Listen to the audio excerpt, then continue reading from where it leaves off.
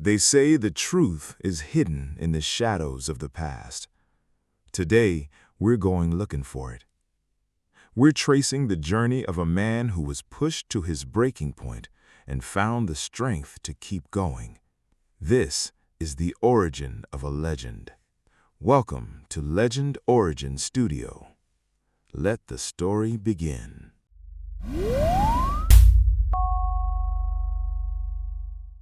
Long before the name Odysseus became associated with monsters, shipwrecks, and impossible journeys, he was a young prince growing up on the rugged island of Ithaca.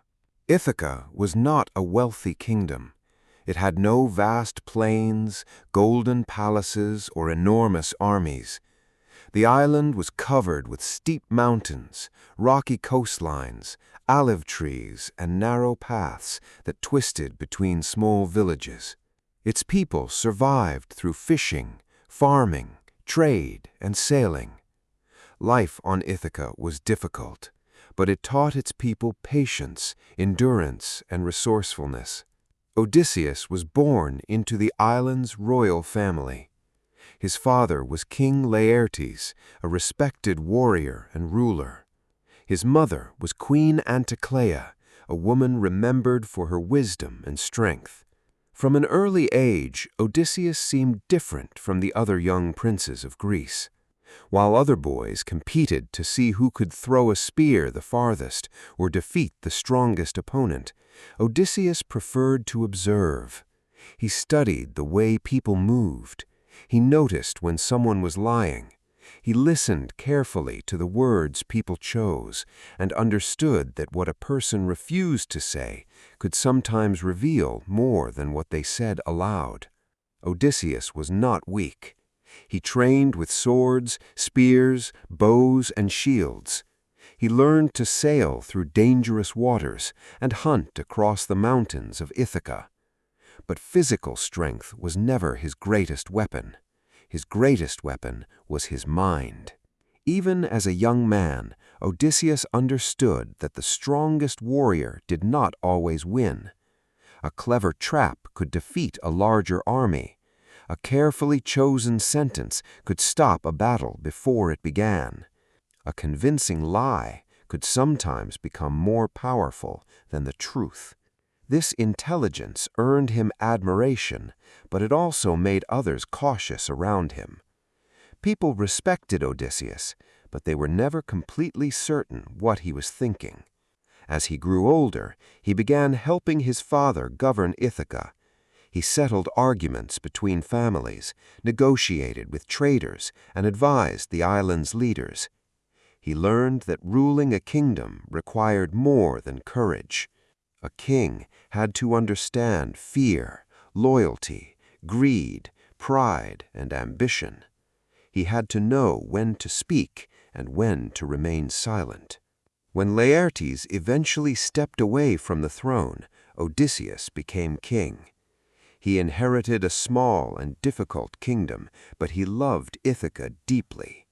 To Odysseus, the rocky island was more valuable than the richest city in Greece. It was the place where his family had lived for generations. It was the land that had shaped him. It was home. But a king also needed a queen. At that time, the most famous unmarried woman in Greece was Helen of Sparta. Stories of Helen's beauty had spread across kingdoms and islands. Princes, warriors, and kings traveled from distant lands, each hoping to marry her. Among the suitors were some of the most powerful men in Greece. Every one of them believed he deserved to be chosen. Odysseus also traveled to Sparta, but unlike many of the others, he quickly understood that Helen's marriage could create a disaster. If she selected one man, the rejected suitors might become furious. They were proud rulers with armies of their own. Jealousy could turn the wedding into a civil war that would divide all of Greece. Odysseus saw danger where everyone else saw only beauty. He approached Helen's father, King Tyndareus, and offered him a solution. Before Helen chose her husband, every suitor would be required to swear a sacred oath. They would promise to respect Helen's decision and defend the man she selected if anyone ever tried to steal her away. The plan was brilliant. No rejected suitor would dare attack Helen's husband, because doing so would bring the combined armies of Greece against him. King Tyndareus accepted Odysseus's proposal. The suitors took the oath. Helen eventually chose Menelaus, a powerful Spartan prince. Odysseus did not win Helen, but he had prevented a war and earned the gratitude of her family. In return, Odysseus was allowed to seek the hand of Penelope's cousin. Penelope was not famous merely for her beauty. She was intelligent, thoughtful, patient, and difficult to deceive. Where others were impressed by Odysseus's confidence, Penelope understood the man beneath it. She challenged his ideas, questioned his decisions, and recognized the loneliness hidden behind his cleverness. Odysseus had finally met someone whose mind could stand beside his own. Their marriage became one of the most important relationships in Greek mythology. After bringing Penelope to Ithaca, Odysseus built a life with her inside his palace. At the center of their private room stood an extraordinary marriage bed. Odysseus had built it himself around the trunk of a living olive tree. He shaped the room around the tree and carved the bed directly from its wood. Because its foundation remained rooted in the earth, the bed could not be moved without destroying it. It became a symbol of their marriage, strong, secret, and deeply connected to Ithaca. For a time, Odysseus lived peacefully. He ruled his people, sailed along the coast, and returned each evening to Penelope. Soon they had a son named Telemachus. The birth of the child changed Odysseus. The first time, the clever king who could manipulate warriors and rulers found himself completely vulnerable. He loved his son. He imagined teaching Telemachus how to sail, hunt, govern, and one day rule Ithaca. Odysseus believed he had everything he had ever wanted: a kingdom, a loyal wife, a newborn son, and a home worth protecting. But far across the sea, the decision that would destroy his peaceful life had already been made. A Trojan prince named Paris had arrived in Sparta. Soon Helen would disappear with him. The oath created by Odysseus would be called upon. The clever plan that had once prevented a war would now force him to join the greatest war of the ancient world. Odysseus used his intelligence to control the future. But fate was about to show him that even the cleverest man in Greece could not escape everything. For a brief moment, Odysseus believed his life was complete. He had a kingdom that respected him, a wife who understood him, and a newborn son who had given him a new reason to live. But far across the Aegean Sea, events were already unfolding that would tear him away from everything he loved. It began with a Trojan prince named Paris. Paris was the son of King Priam, ruler of the powerful city of Troy. According to legend, the gods had promised Paris the most beautiful woman in the world. That woman was Helen of Sparta. There was only one problem. Helen was already married to King Menelaus. When Paris arrived in Sparta, Menelaus welcomed him as an honored guest. In the ancient Greek world, hospitality was considered sacred. A guest was expected to respect the home, family, and protection offered by his host. But while Menelaus was away, Paris left Sparta with Helen. Some versions of the legend say that Paris abducted her. Others suggest that Helen willingly escaped with him. The truth was lost inside centuries of poetry and myth. But to Menelaus, there was no uncertainty. His wife had been taken. His home had been dishonored, and the prince responsible had fled behind the walls of Troy. Menelaus turned to his older brother, Agamemnon, the powerful king of Mycenae. Agamemnon saw more than a family insult. He saw an opportunity. Troy controlled important trade routes and possessed enormous wealth.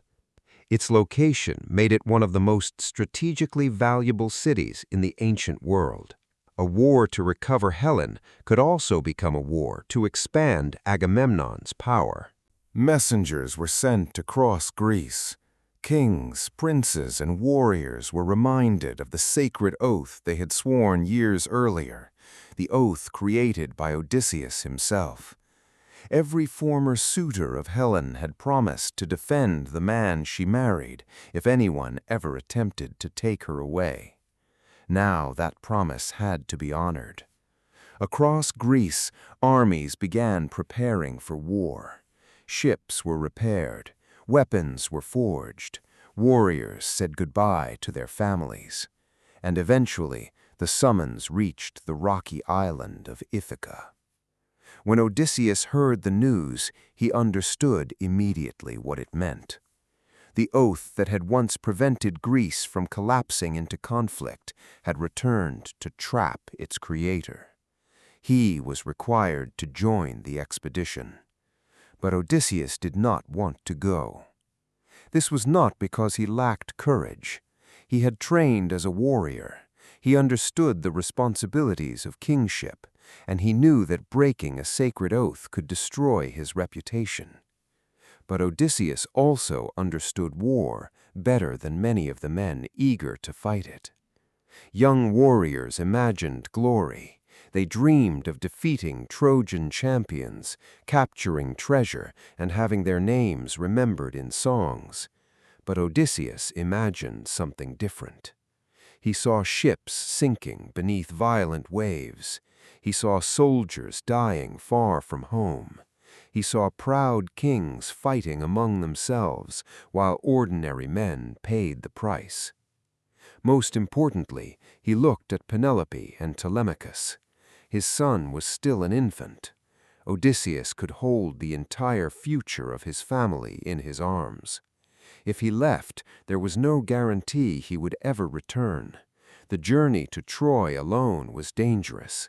The war could continue for months or years. Ithaca might be left without its king, and Penelope would be forced to protect the kingdom alone. Perhaps for the first time in his life, Odysseus faced a problem that intelligence could not easily solve. He could not defeat Agamemnon's summons with a sword. He could not negotiate away the oath he had invented. So he turned to deception. When the Greek representatives arrived in Ithaca, they found a strange sight. Odysseus appeared to have lost his mind. Instead of preparing his ships for war, he was walking through a field behind a plow. But the animals tied to it did not belong together. One was an ox, the other was a horse. Their different strength and movement made it nearly impossible to guide the plow in a straight line. Odysseus stumbled behind them, behaving like a confused and broken man. Then, instead of planting seeds in the soil, he scattered salt across the field. The message was obvious. The brilliant king of Ithaca had gone mad. An insane man could not be expected to command ships or lead soldiers into battle. Some of the visitors believed the performance, but among them was a clever Greek prince named Polymedes. Polymedes had a reputation for intelligence, invention, and strategic thinking. He studied Odysseus carefully and became suspicious. Madness could explain the strange animals. It could explain the salt. But something about Odysseus's movements seemed too controlled. Polymedes decided to test him. According to the most famous version of the legend, he took the infant Telemachus and placed him directly in the path of the approaching plow. The animals continued moving forward. The sharp blade cut through the soil. For one terrifying moment, Odysseus had a choice. He could continue pretending to be insane and risk killing his own son, or he could reveal the truth. Odysseus immediately pulled the plow away. The blade turned aside before reaching Telemachus. The deception was exposed. A truly mad man might not have understood the danger, but a loving father had reacted without hesitation. Palamedes had defeated the cleverest man in Ithaca. Odysseus could no longer escape the war. The moment also planted the beginning of a deep hatred between the two men. Odysseus would remember that Palamedes had used his infant son as part of the test, and Odysseus was not known for forgetting humiliation.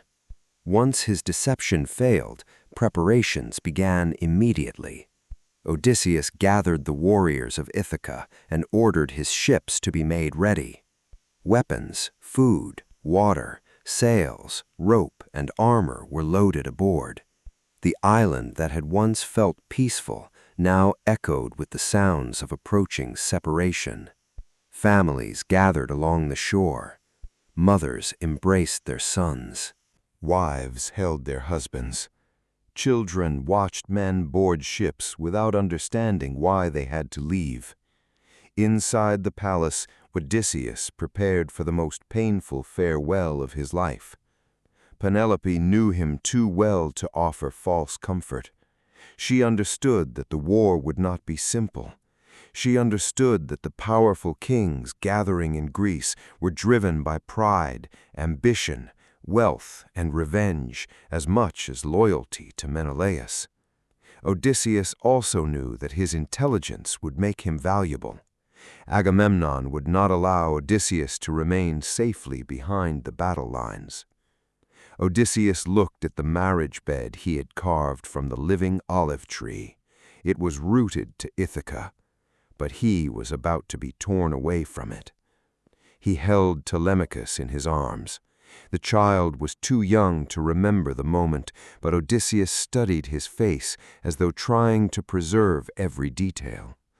He imagined all the moments he might miss: his son's first words, his first steps, his first journey across the island, his first time he would hold a sword. Odysseus had spent his life believing that every problem contained a hidden solution, but now there was no clever answer. There was only departure. Before leaving, Odysseus placed the protection of Ithaca in Penelope's hands. He trusted her intelligence, patience, and strength. Some later versions of the legend claim that he told her that if he did not return by the time Telemachus became a man, she should choose another husband. Perhaps he believed the war would end quickly. Perhaps he feared he would die. Or perhaps he understood that Penelope might one day be forced to continue living without him. At last, Odysseus walked toward the shore. Behind him was his palace, his wife, his son, and the island he loved more than any kingdom in the world. Ahead of him waited the open sea. The Ithacan ships raised their sails. The wind filled the canvas, pulling the fleet away from the coast. Odysseus stood aboard his vessel and watched Ithaca grow smaller in the distance. The mountains slowly disappeared behind the horizon. He did not know when he would see them again. He did not know that the war would last for 10 years. He did not know that after Troy fell, another 10 years of wandering would keep him from home. By the time Odysseus finally returned to Ithaca, the infant he had held in his arms would be a grown man. For now, however, Odysseus was sailing toward the gathering place of the Greek army. There he would meet the most feared warriors of his age: Achilles, Ajax, Diomedes, Menelaus, and Agamemnon, the ambitious king who intended to lead them all. Odysseus had tried to escape the Trojan War, but fate had dragged him toward it, and soon the reluctant king of a small island, would become one of the most important minds behind the greatest war in Greek legend. The next chapter begins with Odysseus joining the Greek army and using a clever trap to expose the hidden warrior Achilles. Odysseus had failed to escape the Trojan War. Now, as his ships crossed the dark waters of the Aegean Sea, he sailed toward an army unlike anything Greece had ever assembled. Kings had arrived from distant islands. Princes had brought thousands of warriors. Hundreds of ships crowded the coastline, their tall masts rising like a forest of wooden spears. In the center of the gathering stood Agamemnon, king of Mycenae and brother of Menelaus. Agamemnon had declared himself commander of the expedition. He was powerful, wealthy, and ambitious. He spoke of rescuing Helen and defending Greek honor, but many suspected his true desire was greater. Troy was one of the richest cities in the ancient world. Its walls protected treasure, trade routes, and influence. If Agamemnon conquered it, his power would rise above every other Greek king. But even Agamemnon understood that Troy could not be defeated by numbers alone. The city was protected by enormous walls, trained soldiers, and the greatest warrior of the Trojan royal family, Prince Hector. The Greeks would need more than strength. They would need the right warriors. And according to prophecy, there was one man they could not win without: Achilles. Achilles was the son of the mortal king Peleus and the sea goddess Thetis. From childhood, he had been raised for greatness. He was faster than any soldier, stronger than almost every warrior, and nearly unstoppable in battle. But his mother knew a terrible prophecy about his future. Achilles had two possible destinies. He could remain at home, live a long and peaceful life, and eventually be forgotten. Or he could travel to Troy, achieve eternal glory, and die young. Thetis wanted to save her son. Before the Greek leaders could recruit him, she hid Achilles on the island of Scyros. There he was disguised as a young woman and placed among the daughters of King Lycomedes. Achilles wore women's clothing, concealed his weapons, and lived under a false name. To anyone who visited the palace, he appeared to be another royal maiden. Agamemnon sent messengers to find him, but none succeeded. They searched palaces, ports, training grounds, and military camps. Achilles had vanished. Without him, some believed the entire expedition was already doomed. Once again, the Greek commanders turned to Odysseus. Odysseus had only recently been forced away from his own family. He understood why Thetis wanted to protect her son. He also understood why Achilles might wish to avoid the war. But Odysseus was now trapped by the same oath as everyone else. If he had to sail to Troy, he intended to make sure the Greeks had the best chance of returning alive. He studied every rumor. He listened to merchants, sailors, servants, and travelers.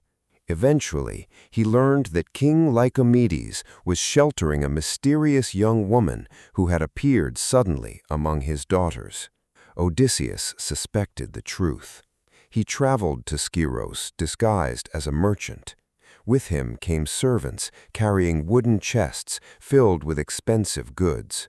When Odysseus entered the palace, he displayed necklaces, bracelets, embroidered fabrics, perfumes, mirrors, and golden ornaments before the king's daughters. The young women gathered around the beautiful objects. They lifted the jewelry. They admired the cloth. They examined the perfumes. But Odysseus had hidden something else among the gifts: a sword, a shield, a spear. One of the supposed young women ignored the jewelry and stared at the weapons. Odysseus noticed immediately. But fascination alone was not enough. Any curious person might look at a sword. He needed proof. At a secret signal, one of Odysseus's men sounded a war trumpet outside the palace. The sharp blast echoed through the halls. Another servant shouted that the palace was under attack. The king's daughters panicked. Some screamed, others ran for safety. But one figure moved in the opposite direction. Without hesitation, the disguised Achilles seized the sword and shield. His body shifted into a warrior's stance. His eyes searched for an enemy. In that single instinctive movement, his identity was revealed. Odysseus stepped forward. "There is no attack," he said. The palace became silent. Achilles slowly lowered the weapon. He understood that the deception had failed. Odysseus had found the greatest warrior in Greece without using violence. He had defeated a disguise with a simple understanding of human instinct. Achilles could wear another person's clothing. He could hide his name. But when he heard the sound of battle, he could not hide who he truly was. Odysseus spoke to him about Troy. He described the army gathering under Agamemnon. He spoke of the warriors who would fight, the kings who would be remembered, and the glory that waited beyond the sea. Achilles knew the prophecy. He knew that traveling to Troy might lead to his death. But he also knew that remaining hidden would mean abandoning the greatness he had been raised to achieve. In the end, Achilles agreed to join the expedition. He left Scyros with his closest companion, Patroclus. When Odysseus returned with him, the Greek army celebrated. Agamemnon had gained the greatest weapon in Greece. But Odysseus had gained something even more valuable: a reputation. The commanders began to understand that the king of Ithaca was not simply another warrior. When strength failed, Odysseus found another path. When others saw confusion, he saw patterns. When an enemy hid the truth, Odysseus searched for the one instinct that could not be disguised. However, gathering the warriors was only the beginning. The Greek fleet still had to reach Troy. Before departure, the army assembled at the port of Aeolus. Thousands of soldiers waited beside their ships. Supplies were loaded. Animals were prepared for sacrifice. Commanders argued over routes, strategy, and leadership. But the wind refused to blow. Day after day, the sea remained still. The sails hung uselessly from the masts. The ships could not move. Food began to spoil. Tempers grew dangerous. Some warriors threatened to return home. The prophet Calchas announced that the goddess Artemis was angry with Agamemnon. According to the prophecy, the fleet would remain trapped unless Agamemnon sacrificed his daughter, Iphigenia. The demand horrified the army, but Agamemnon wanted the war to continue. A message was sent to Iphigenia and her mother, telling them that the young woman was to marry Achilles. It was a lie, designed to bring her to Aeolus. When Iphigenia arrived, the truth was revealed. Different versions of the legend describe what happened next. Some say Agamemnon sacrificed his daughter. Others say Artemis replaced her with a deer and carried her away. But every version carried the same warning.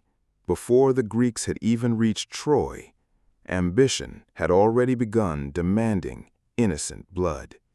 Odysseus witnessed these events and understood what kind of war awaited them. It would not be a simple battle between heroes. It would be a conflict ruled by pride, prophecy, sacrifice, and political rivalry. When the wind finally rose, the fleet departed. Hundreds of ships moved across the sea. Their sails filled the horizon.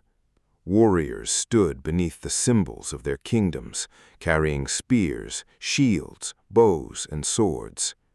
Among them were the greatest fighters of the age. Achilles, almost unmatched in battle. Ajax, enormous and fearless. Diomedes, bold enough to challenge even gods. Menelaus, driven by humiliation and anger. Agamemnon, hungry for victory. And Odysseus, the king who had never wanted to be there. When the Greeks reached the coast near Troy, they faced their first deadly prediction. A prophecy had warned that the first Greek to step on Trojan soil would also be the first to die. For a moment, no warrior wanted to leave his ship. The fleet had crossed the sea for battle, yet every man hesitated at the edge of the shore. Odysseus recognized the paralysis immediately. An army that feared its first step would never reach the walls of Troy. He leapt from his ship, but before his feet touched the sand, he threw his shield beneath him and landed upon it. Technically, Odysseus had not stepped on Trojan soil. Another warrior, Protesilaus, followed him and landed directly on the ground. Soon afterward, Protesilaus was killed. The prophecy had been fulfilled. The Greeks established their camp beside the sea. Rows of tents stretched along the coastline. Ships were pulled onto the shore. Defensive walls were raised around the camp. Beyond them stood Troy. The city rose above the plains like a mountain of stone. Its gates were guarded. Its towers were filled with archers. Its enormous walls seemed impossible to break. From the battlements, Trojan soldiers watched the invaders gather. Among them stood Hector, eldest son of King Priam. Unlike Paris, Hector had not caused the conflict, but he would carry the burden of defending his family, his city, and his people. The war began with raids, duels, and attacks against nearby Trojan allies. The Greeks expected victory within a short time. Instead, the first year passed, then another, and another. The walls of Troy did not fall. The Greeks captured surrounding towns, stole supplies, and weakened Troy's allies, but the city itself remained protected. Achilles became the most feared warrior on the battlefield. Ajax broke enemy formations with his strength. Diomedes fought with terrifying courage. But whenever the army faced a problem that weapons could not solve, the commanders sought Odysseus. He negotiated disputes between rival kings. He planned night raids. He questioned prisoners. He studied the walls, towers, patrols, and routines of the Trojan army. Odysseus understood that wars were not won only by killing soldiers. They were won through information. He disguised himself as a poor traveler and entered Troy. His clothing was torn, his face was covered with dirt. He moved through the city as though he were harmless. Inside the walls, he observed the streets, towers, guard posts, and royal buildings. According to later stories, Helen recognized him, but instead of exposing him, she helped him. Whether she wished to return to Greece or merely wanted to survive remains uncertain. Odysseus gathered what he needed and escaped from the city. He returned to the Greek camp with valuable knowledge. His actions strengthened his reputation, but they also revealed the darker side of his intelligence. Odysseus did not merely deceive enemies. He remembered insults, he remembered humiliation, and he remembered Palamedes. Palamedes was the man who had exposed Odysseus's false madness by placing Telemachus in the path of the plow. During the war, Palamedes remained respected for his own intelligence. Some legends credited him with improving military signals, measurements, and systems of communication. To Odysseus, however, Palamedes was a rival and an enemy. According to later versions of the myth, Odysseus created a deadly trap. He forged a letter that appeared to come from King Priam of Troy. The letter suggested that Palamedes had betrayed the Greeks in exchange for gold. Odysseus then arranged for Trojan treasure to be hidden beneath Palamedes' tent. When the false letter and gold were discovered, Palamedes was accused of treason. He denied everything, but the evidence seemed overwhelming. The Greek leaders condemned him. Palamedes was executed by stoning. Odysseus had taken revenge without raising a sword. No one could prove what he had done, but if the story was true, it showed that the mind capable of saving an army was equally capable of destroying an innocent man. Odysseus was clever. He was brave. He was loyal to Ithaca and determined to survive. But he was not a perfect hero. His intelligence could create peace. It could reveal hidden warriors.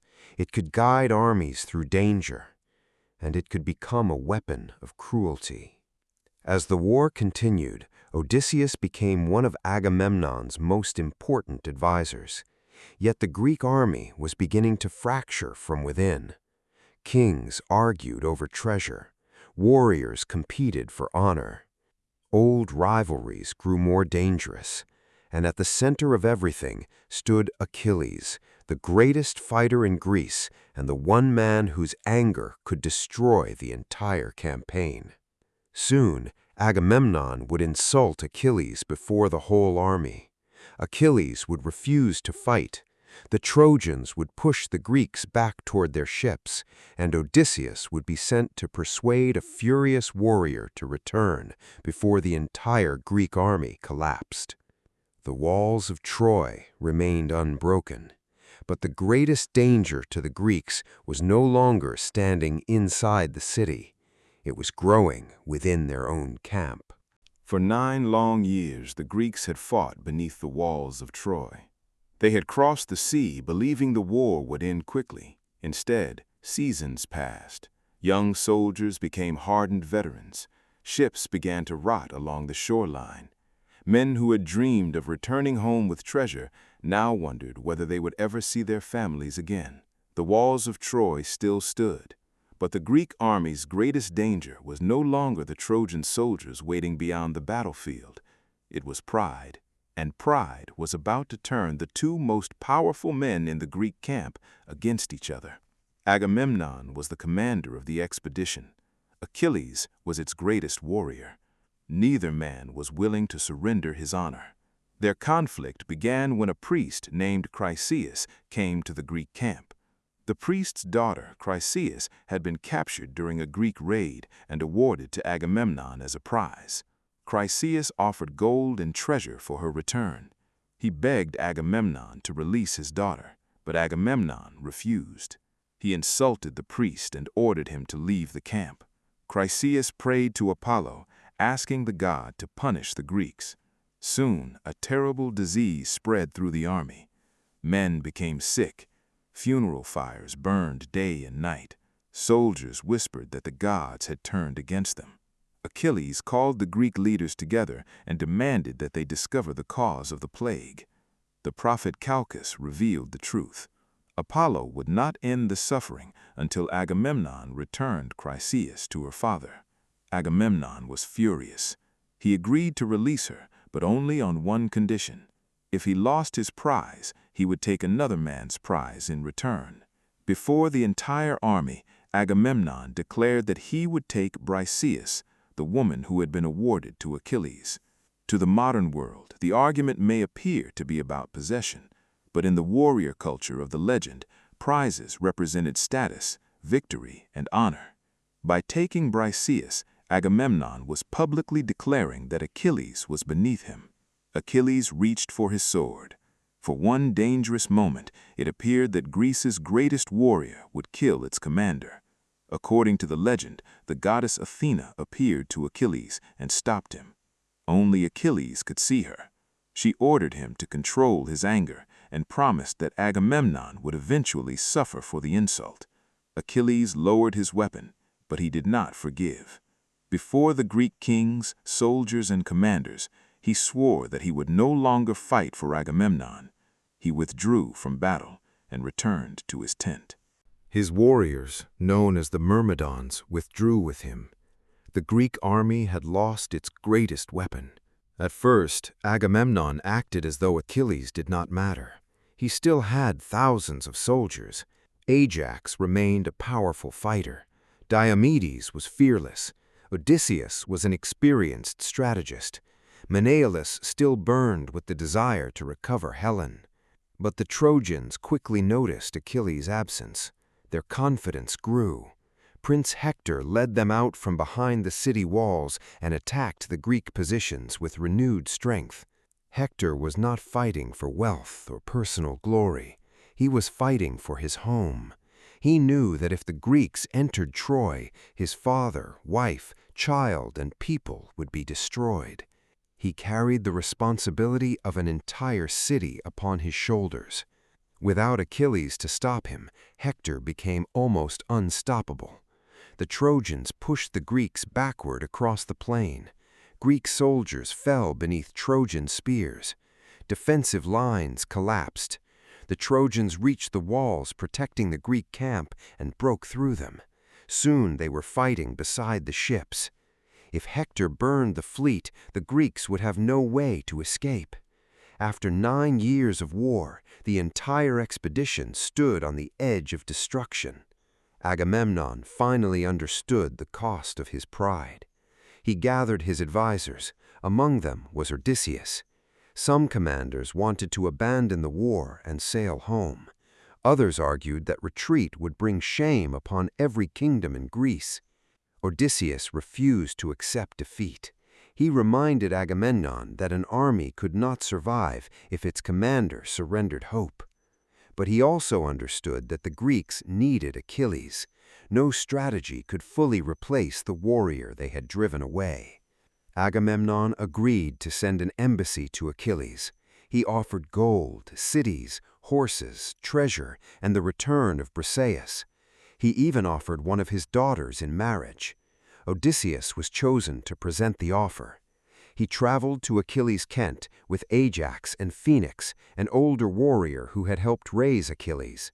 They found Achilles away from the battlefield, playing music and sitting beside his closest companion, Patroclus. Odysseus spoke carefully. He described the Greek losses. He told Achilles that Hector had reached the ships. He listed Agamemnon's gifts and promises. Then he appealed to something deeper than wealth. He asked Achilles to save the soldiers who had done nothing to insult him. The army was suffering because of one man's pride. But Achilles refused. He had begun to question the entire idea of glory. He had fought harder than any other warrior. He had risked his life repeatedly. Yet Agamemnon could take away his honor whenever he wished. Achilles reminded Odysseus that the coward and the brave man both eventually died. If death waited for everyone, why should he sacrifice himself for a commander who treated him without respect? Achilles knew the prophecy surrounding his life. If he remained at Troy, he would become famous forever, but die young. If he returned home, he would live a long life, but his name would fade from memory. For the first time, Achilles seemed ready to reject glory. He told the embassy that he intended to leave Troy. Odysseus could not change his mind. The 3 men returned to Agamemnon with the devastating news. Achilles would not fight. As the battle continued, Patroclus watched wounded Greek soldiers return to camp. He saw blood covering their armor. He heard the cries of dying men.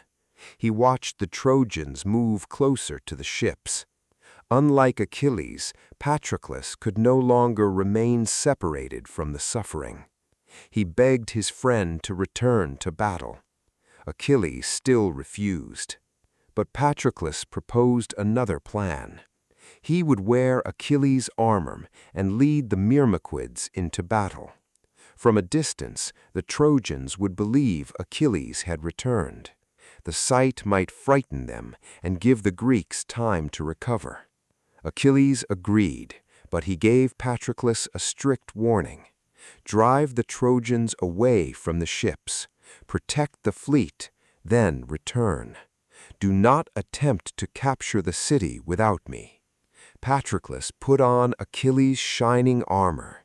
He carried his shield and entered the battlefield at the head of the Myrmequids.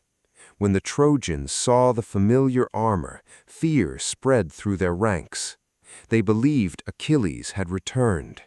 The Greeks gathered their courage. The Myrmidons attacked with terrifying force. The Trojans were pushed away from the ships. For the first time in days, the Greek army began to advance. Patroclus could have stopped. He had accomplished everything Achilles had asked him to do. The ships were safe. The Greek camp had survived. But success changed him. With every enemy he defeated, his confidence grew. He forgot the warning. Patroclus chased the Trojans across the battlefield toward the walls of Troy. He believed he might achieve what the Greek army had failed to accomplish in 9 years. He believed he might capture the city. But the gods and fate had chosen another ending. Near the walls, Patroclus was struck and weakened. His armor was broken away. Then Hector confronted him. Hector saw the armor of Achilles, but he soon realized that another man was wearing it. The two warriors fought. Patroclus was already wounded and exhausted. Hector drove his spear into him. As Patroclus fell, he warned Hector that victory would not last. Achilles would return, and Hector would die. Hector removed Achilles' armor from Patroclus's body and claimed it as his own. The Trojans tried to carry the body away, but Greek warriors fought desperately to recover it. The battle around Patroclus became violent and chaotic. At last, the Greeks carried his body back to camp. When the news reached Achilles, he refused to believe it. Then he saw the body. His closest friend lay motionless before him, stripped of the armor Achilles had allowed him to wear. Achilles collapsed. His cries were heard across the shoreline. He covered himself with dust and held Patroclus in his arms. The anger he had felt toward Agamemnon disappeared beneath something far more powerful: grief. Patroclus had entered battle because Achilles would not. He had died wearing Achilles' armor. Achilles blamed Hector. He blamed Agamemnon. But deep inside, he also blamed himself. Thetis rose from the sea to comfort his son. She reminded him of the prophecy. If Achilles killed Hector, Achilles himself would die soon afterward. Achilles accepted the cost. He no longer cared about a peaceful life. He no longer planned to return home. He wanted revenge. Because Hector had taken his armor, Achilles needed new weapons. Thetis went to Hephaestus, the god of fire and metalworking. He created magnificent armor for Achilles, including a shield decorated with images of life, war, peace, farming, celebration, justice, and the stars above the world. The armor was beautiful, but it had been created for a man walking toward death. Before returning to battle, Achilles reconciled with Agamemnon. The commander returned Briseis and offered the promised gifts, yet the treasures meant nothing now. The argument that had once seemed so important had become small beside the body of Patroclus. Achilles put on his new armor. When he appeared before the Greek soldiers, the army's courage returned. The Trojans saw him and understood that the warrior they feared most had come back. But this was no longer the Achilles who fought for honor. This Achilles fought only for vengeance. He entered the battlefield like a storm. Trojan soldiers fled before him. Those who remained were cut down. Achilles showed no mercy. He drove the Trojan army back toward the city gates. Hector remained outside. His father, King Priam, called to him from the walls. His mother begged him to come inside. They knew he could not defeat Achilles. For a moment, Hector considered retreating behind the gates. He imagined negotiating with Achilles. He imagined returning Helen and the stolen treasure. But Hector also remembered the soldiers who died following his command. He believed entering the city would bring shame upon him. So he waited. When Achilles approached, Hector's courage failed. He ran. The two warriors circled the walls of Troy 3 times. Achilles pursued him relentlessly. At last, Hector stopped. He turned to face the man he knew would kill him. Before the fight, Hector made a final request. Whichever warrior died, the victor should return the body to his family for burial. Achilles refused. There would be no agreement. They attacked.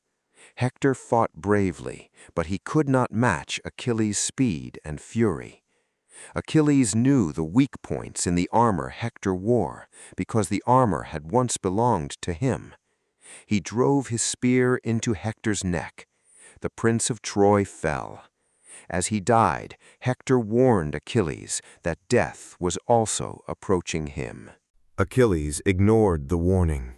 He pierced Hector's ankles, tied the body behind his chariot, and dragged it across the ground before the walls of Troy. King Priam watched his son's body being dishonored. Queen Hecuba cried from the battlements. Hector's wife Andromache heard the mourning and understood that her husband would never return. Achilles carried the body back to the Greek camp. For days his anger remained unsatisfied. Each morning he dragged Hector's body around the tomb of Patroclus. But revenge did not bring Patroclus back. It did not end Achilles' grief. It did not give him peace. One night, King Priam left Troy and entered the Greek camp. The old king traveled directly to Achilles' tent. According to the legend, the gods protected and guided him. Priam knelt before the man who had killed his son. He kissed Achilles' hands. He asked Achilles to think of his own father, Peleus, waiting far away. Priam explained that he had endured what no father should endure. He had come to beg for Hector's body. The words broke through Achilles' rage. He looked at the grieving king and remembered his own father. Peleus would never see his son return from Troy. Achilles knew that the prophecy was moving closer. For the first time since Patroclus died, Achilles allowed himself to feel something other than anger. The two enemies wept together. Priam mourned Hector. Achilles mourned Patroclus and the life he knew he would never have. Achilles returned Hector's body. He ordered the Greeks to pause the fighting so Troy could hold a proper funeral. For a brief moment, the war became silent. Hector was carried home. The people of Troy mourned the man who had protected them for nearly 10 years. But his death did not end the war.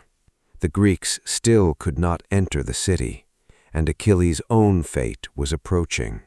Later, traditions describe Achilles continuing to fight against Troy and its allies. He defeated powerful new enemies, but every victory brought him closer to death. At last, Paris, the prince whose actions had begun the war, fired an arrow at Achilles. The god Apollo was said to have guided it. The arrow struck Achilles in his vulnerable heel. The greatest warrior in Greece fell. The Greeks fought fiercely to recover his body. Ajax used his enormous shield to protect the fallen hero, while Odysseus helped drive the Trojans back. Together, they carried Achilles away from the battlefield. The man who had chosen eternal glory had received it. But the price was exactly what the prophecy had promised.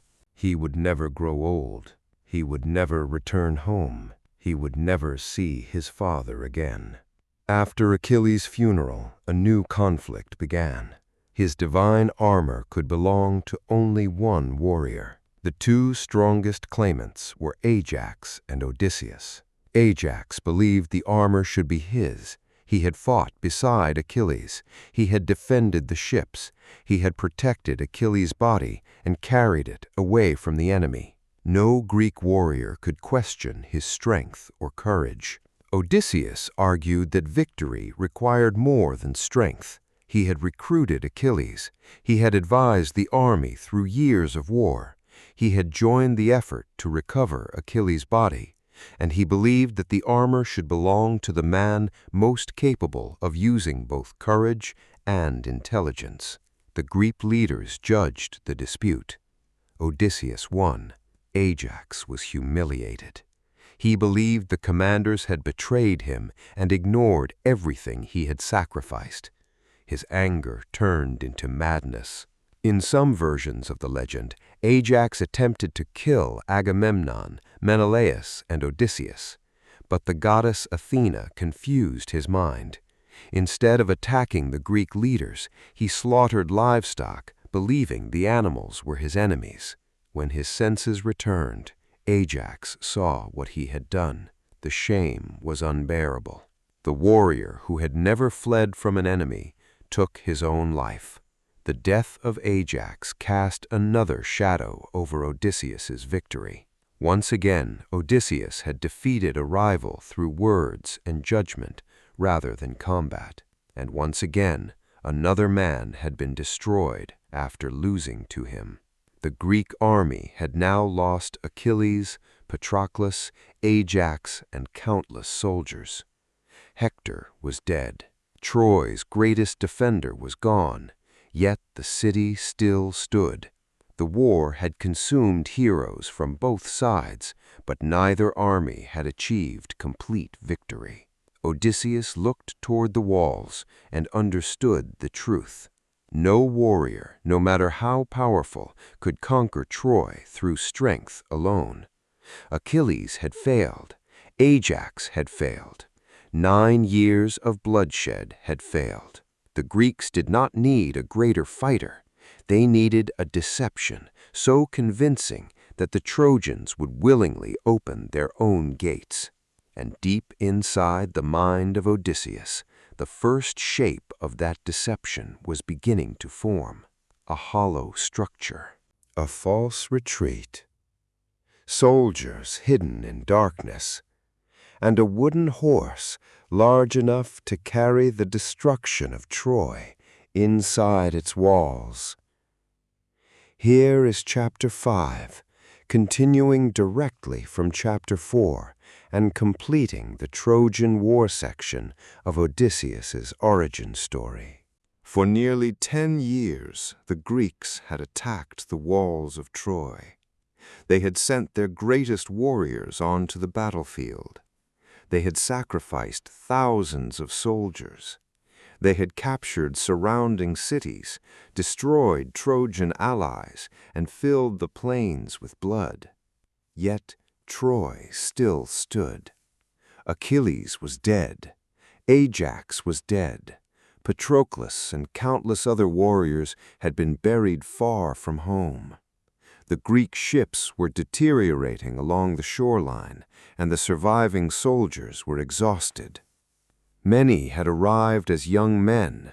Now their hair was beginning to turn gray. Some could barely remember the faces of the children they had left behind. Others wondered whether their wives had waited for them, or whether their kingdoms had already forgotten their names. Inside the Greek camp, the desire for glory had almost disappeared. The soldiers wanted only one thing: to go home. Agamemnon continued to speak of victory, but even he understood that the army could not remain at Troy forever. The Greeks had lost their greatest fighters, and every direct assault had ended in failure. Troy's gates remained closed, its towers remained guarded, its walls had survived everything the Greeks could throw against them. Odysseus stood on the edge of the battlefield and studied the city. He watched the guards changing positions on the walls. He watched merchants and messengers entering through the gates.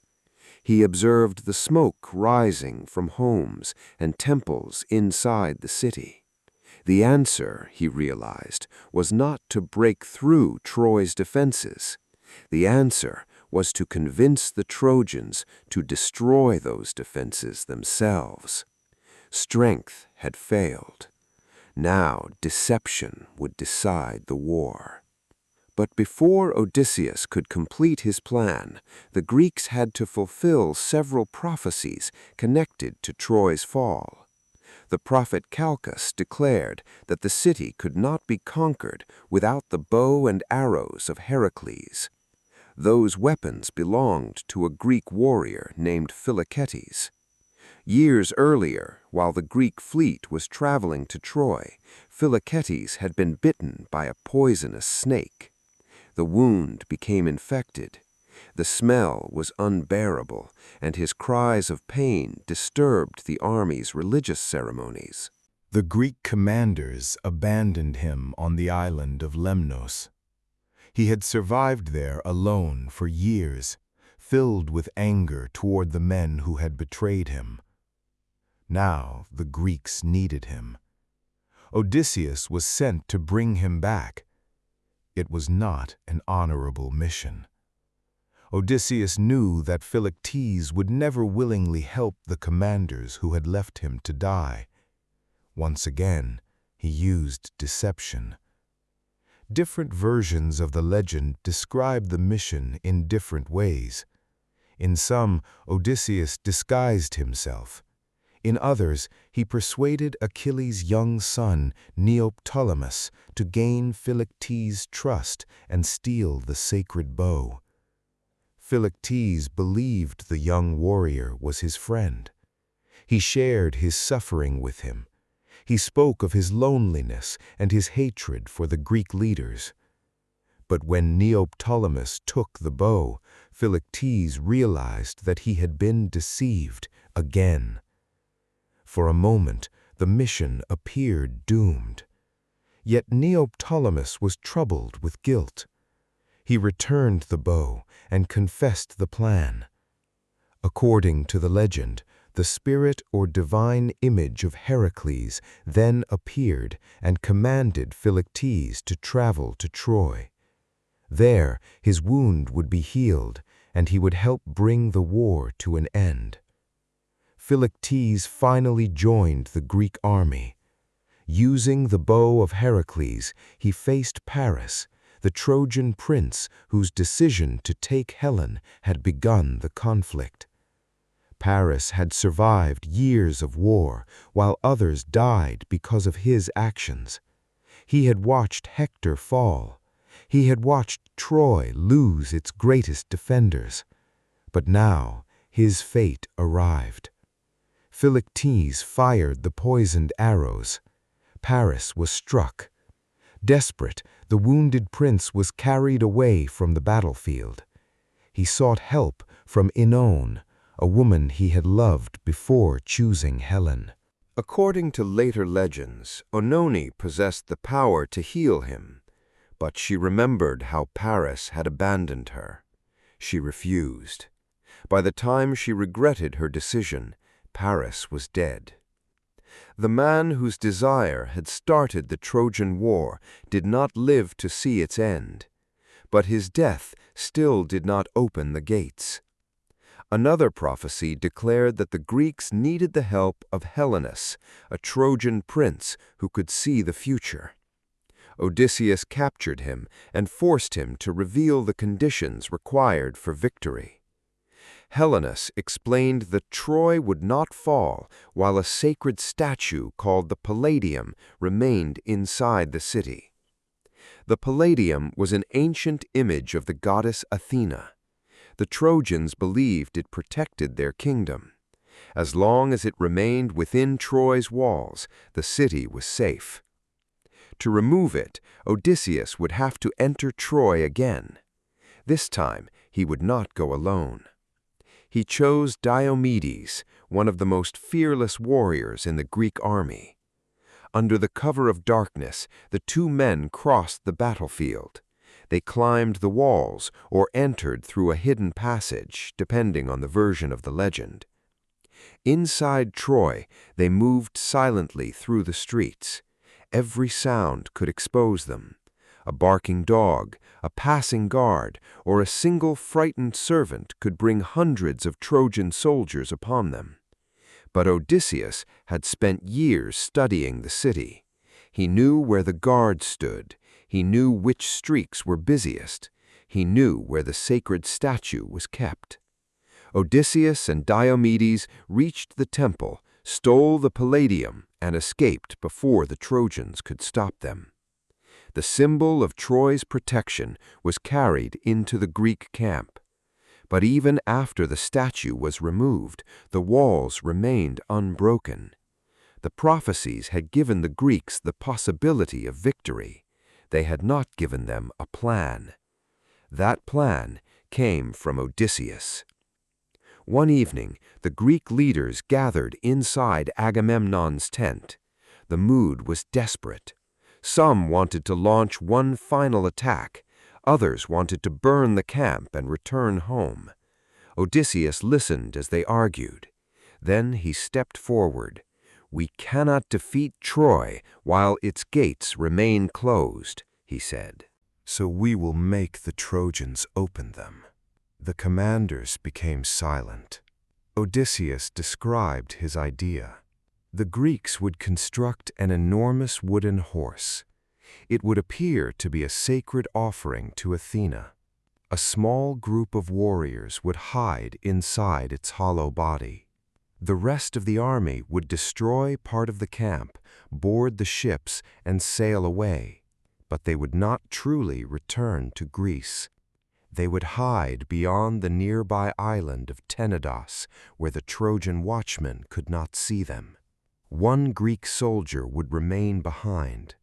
His task would be to convince the Trojans that the war was over and that the horse was a religious gift. If the Trojans brought it inside the city, the hidden warriors would wait until nightfall. Then they would climb out, kill the guards, and open the gates. The Greek fleet would return in darkness. The entire army would enter Troy. The plan was incredibly dangerous. If the Trojans burned the horse, every warrior inside would die. If they broke it open, the deception would fail. If the Greek fleet returned too early, the city would close its gates. If it returned too late, the hidden soldiers might be discovered. Everything depended on timing, discipline, and the Trojans believing the lie. Some commanders called the plan madness. Others called it dishonorable. They argued that warriors should defeat their enemies openly with swords and spears. Odysseus reminded them that open battle had already killed the greatest heroes of Greece. Honor had not broken the walls. Courage had not opened the gates. If they wanted to return home, they had to stop fighting the war Troy expected them to fight. Agamemnon approved the plan. A skilled craftsman named Hippeus was chosen to build the horse. Under Odysseus's direction, Greek soldiers gathered enormous pieces of timber. They worked in secrecy, shaping the body, legs, neck, and head. The structure had to appear ceremonial, but its interior also needed enough space to hide armed warriors. A concealed door was constructed in its side. Ropes and ladders were placed inside.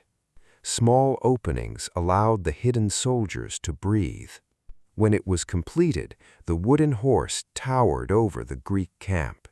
It was larger than any real animal. Its body was dark and massive. Its wooden face stared toward Troy.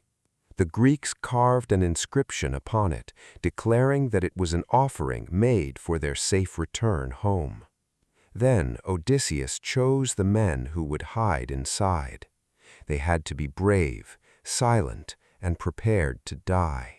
According to later legends, Oenone possessed the power to heal him, but she remembered how Paris had abandoned her. She refused. By the time she regretted her decision, Paris was dead. The man whose desire had started the Trojan War did not live to see its end, but his death still did not open the gates. Another prophecy declared that the Greeks needed the help of Helenus, a Trojan prince who could see the future. Odysseus captured him and forced him to reveal the conditions required for victory. Helenus explained that Troy would not fall while a sacred statue called the Palladium remained inside the city.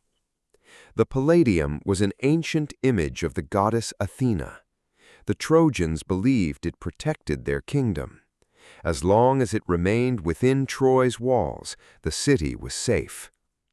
To remove it, Odysseus would have to enter Troy again. This time, he would not go alone. He chose Diomedes, one of the most fearless warriors in the Greek army. Under the cover of darkness, the two men crossed the battlefield. They climbed the walls or entered through a hidden passage, depending on the version of the legend.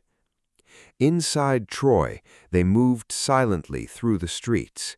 Every sound could expose them.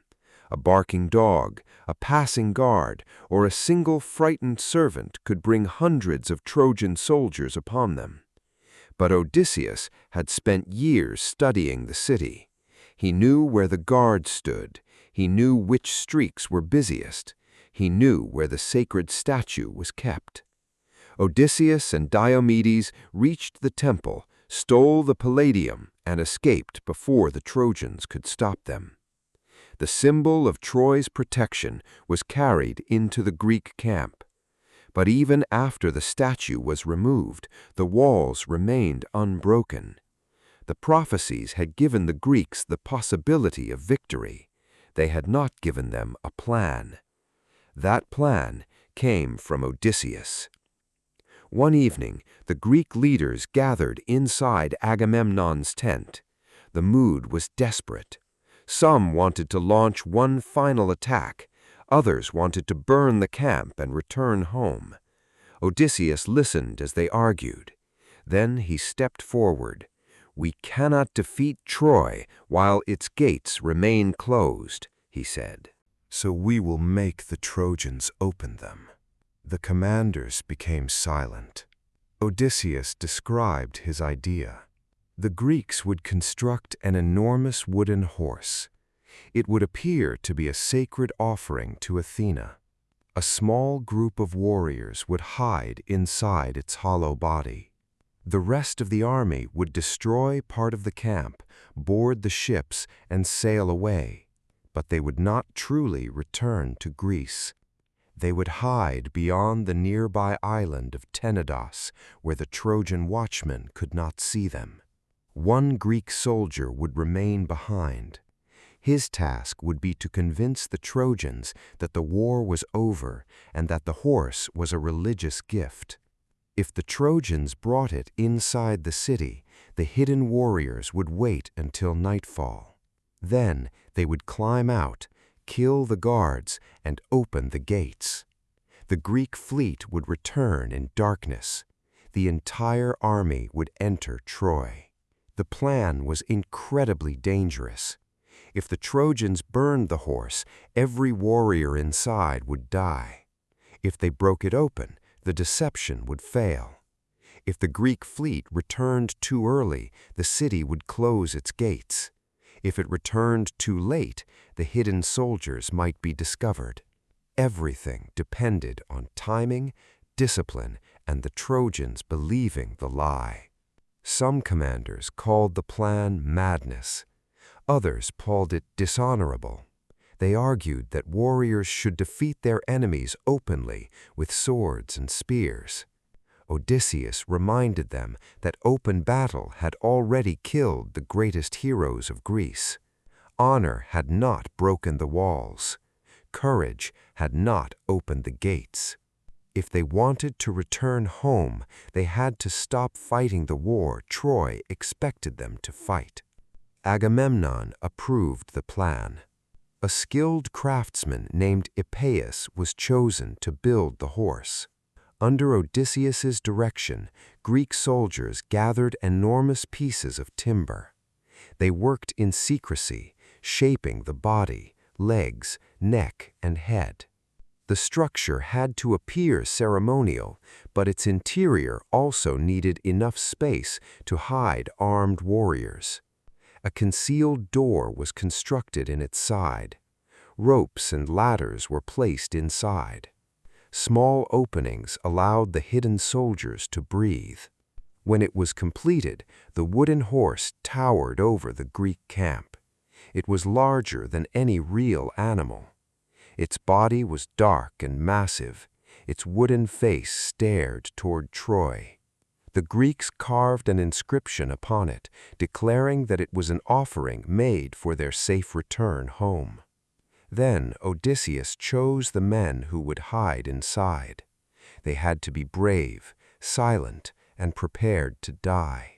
Among them were Menelaus, Diomedes, Neoptolemus, Epeius, and several other elite warriors. The inventor would lead them. The decision meant that the creator of the plan would share its greatest danger. He would not remain safely aboard the ships. If the deception failed, he would die inside his own invention. The warriors entered the horse one by one. They carried swords, spears, and small shields. There was little space to move. The interior was hot, dark, and uncomfortable.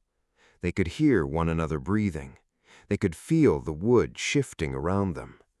Once the hidden door was closed, they could no longer see the Greek camp. Outside, the rest of the army began the false retreat. Tents were burned.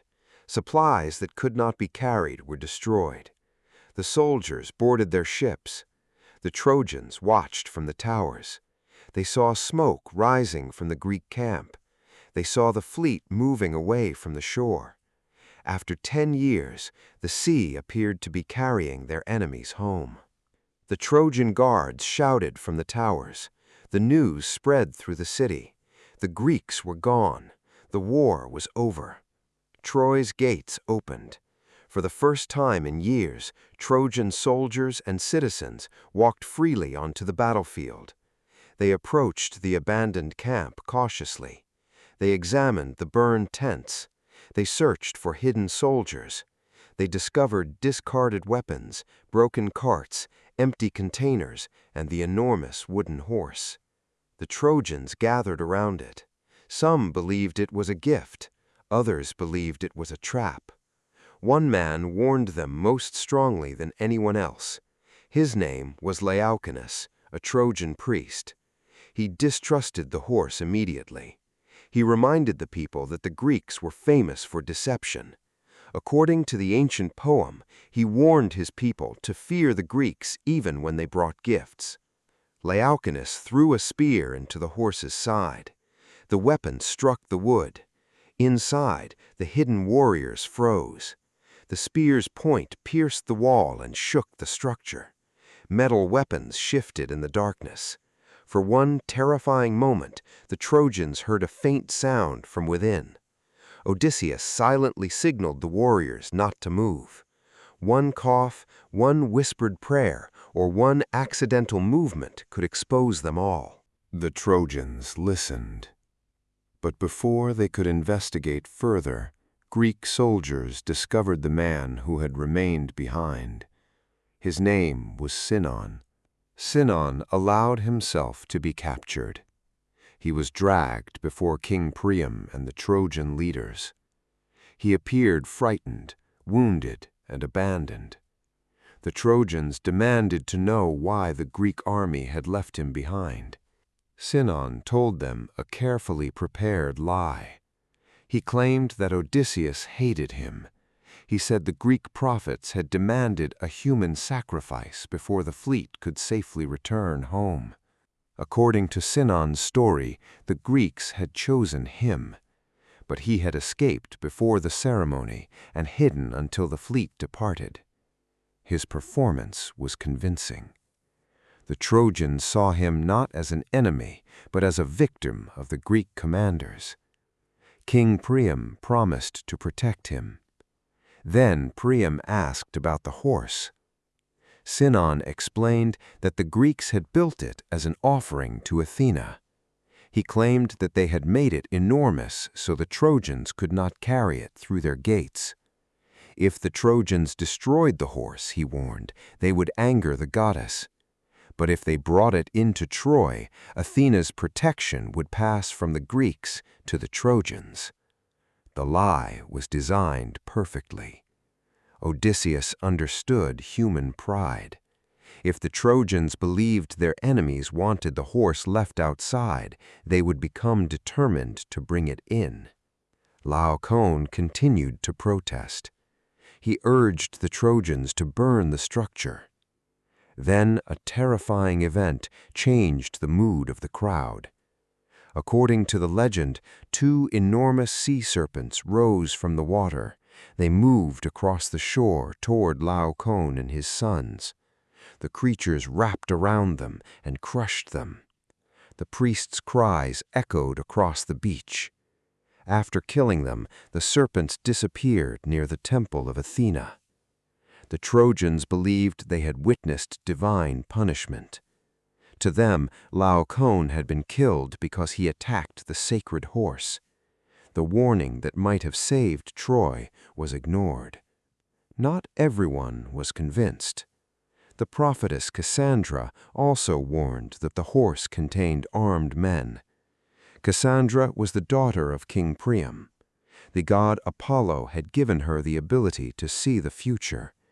But after she rejected him, he cursed her. She would always speak the truth. And no one would ever believe her.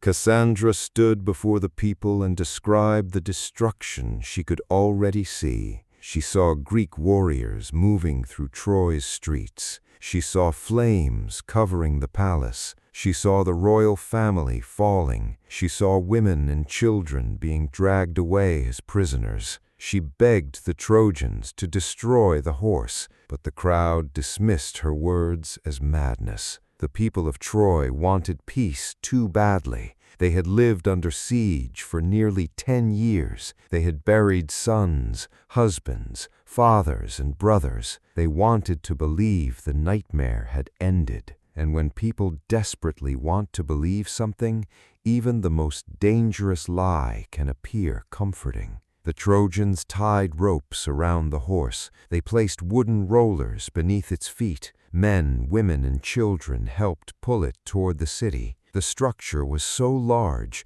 that part of the gateway had to be removed or widened to allow it through. Troy's own people broke open their defenses. Inside the wooden horse, Odysseus and his men felt the structure moving. Every violent turn threw the hidden warriors against the walls. They heard the Trojans cheering outside. They heard music. They heard children running beside the horse. The Greeks remained silent. Slowly, the weapon entered Troy. The wooden horse was placed near the center of the city. The Trojans surrounded it with flowers and offerings. Wine was poured. Animals were sacrificed. For the first time in years, Troy celebrated without fear of a Greek attack. The gates remained open. Soldiers left their posts. Citizens filled the streets. Music echoed through the city. Tables were covered with food. Trojan warriors who had lived beneath armor for years finally removed their weapons. Families embraced. Old men thanked the gods. Mothers told their children that the war was over. Inside the wooden horse, Odysseus and his men waited. They could hear the celebration. They could smell smoke. wine and cooked food drifting through the cracks. The hours passed slowly. The hidden warriors suffered from thirst, pain, and fear. At one point, Helen approached the horse. According to one famous part of the legend, she walked around the wooden structure and imitated the voices of the warriors' wives. Perhaps she suspected that soldiers were hidden inside. Perhaps she wanted to test the horse. Or perhaps a god influenced her actions. From outside, she called the names of the Greek warriors. She spoke in the voice of a wife waiting at home. Inside, several men nearly responded. After 10 years away, hearing those familiar voices was almost unbearable. One warrior began to open his mouth. Odysseus seized him and covered his lips. He held him firmly until Helen moved away. Once again, Odysseus saved the plan through discipline and control. The celebration continued until late into the night. Eventually, the music stopped. The streets became quiet. The exhausted Trojans returned to their homes. Many guards were asleep or drunk. The city that had resisted the Greeks for 10 years was almost completely unprotected. Beyond the coastline, the Greek fleet waited near Tenedos. A signal fire appeared in the darkness. It was time. Inside Troy, Sinon approached the wooden horse. He opened the hidden door. A rope ladder dropped toward the ground. Odysseus emerged first. He had spent hours trapped inside the darkness. Now he stood within the city the Greeks had failed to enter for a decade. The other warriors followed: Menelaus, Diomedes, Neoptolemus, Epeius. One by one, the armed Greeks descended into the silent streets. They killed the nearby guards before an alarm could be raised. Then they moved toward the gates. Odysseus guided them through the city. He knew that speed was essential. The gates had to be opened before the Trojans discovered the deception. The hidden warriors attacked the gatehouse. The sleeping guards were overwhelmed. The heavy locks were removed. The gates opened. Outside, the Greek fleet had returned to the shore. Thousands of soldiers moved across the plain in darkness. When they saw the open gates, they rushed into Troy. The city awakened to screaming. Trojan soldiers grabbed their weapons, but many were confused and unprepared. Some believed the Greeks had entered through a secret tunnel. Others looked toward the wooden horse and understood too late. The sacred gift had been a weapon. Fires were started across the city. Greek soldiers moved from building to building. The night became a scene of chaos. Homes burned. Temples were invaded. Trojan warriors fought desperately in the streets, but they had no organized defense. Their commanders were dead. Their gates were open. Their enemy was already inside. King Priam, old and powerless, took shelter at an altar. Neoptolemus, the son of Achilles, entered the palace. Priam had watched Achilles kill Hector. Now Achilles' son stood before him. The young warrior killed the old king near the sacred altar. The royal family of Troy was destroyed. Hector's young son Astyanax was taken from his mother. The Greeks feared that if the child survived, he might grow up and rebuild Troy. According to the tragic legend, the boy was thrown from the city walls. Hector's wife, Andromache, was taken as a prisoner. Queen Hecuba lost her husband, her children, and her kingdom. Cassandra sought protection inside Athena's temple, but even the sacred place did not save her. The city that had once appeared invincible became a burning grave. Menelaus searched for Helen.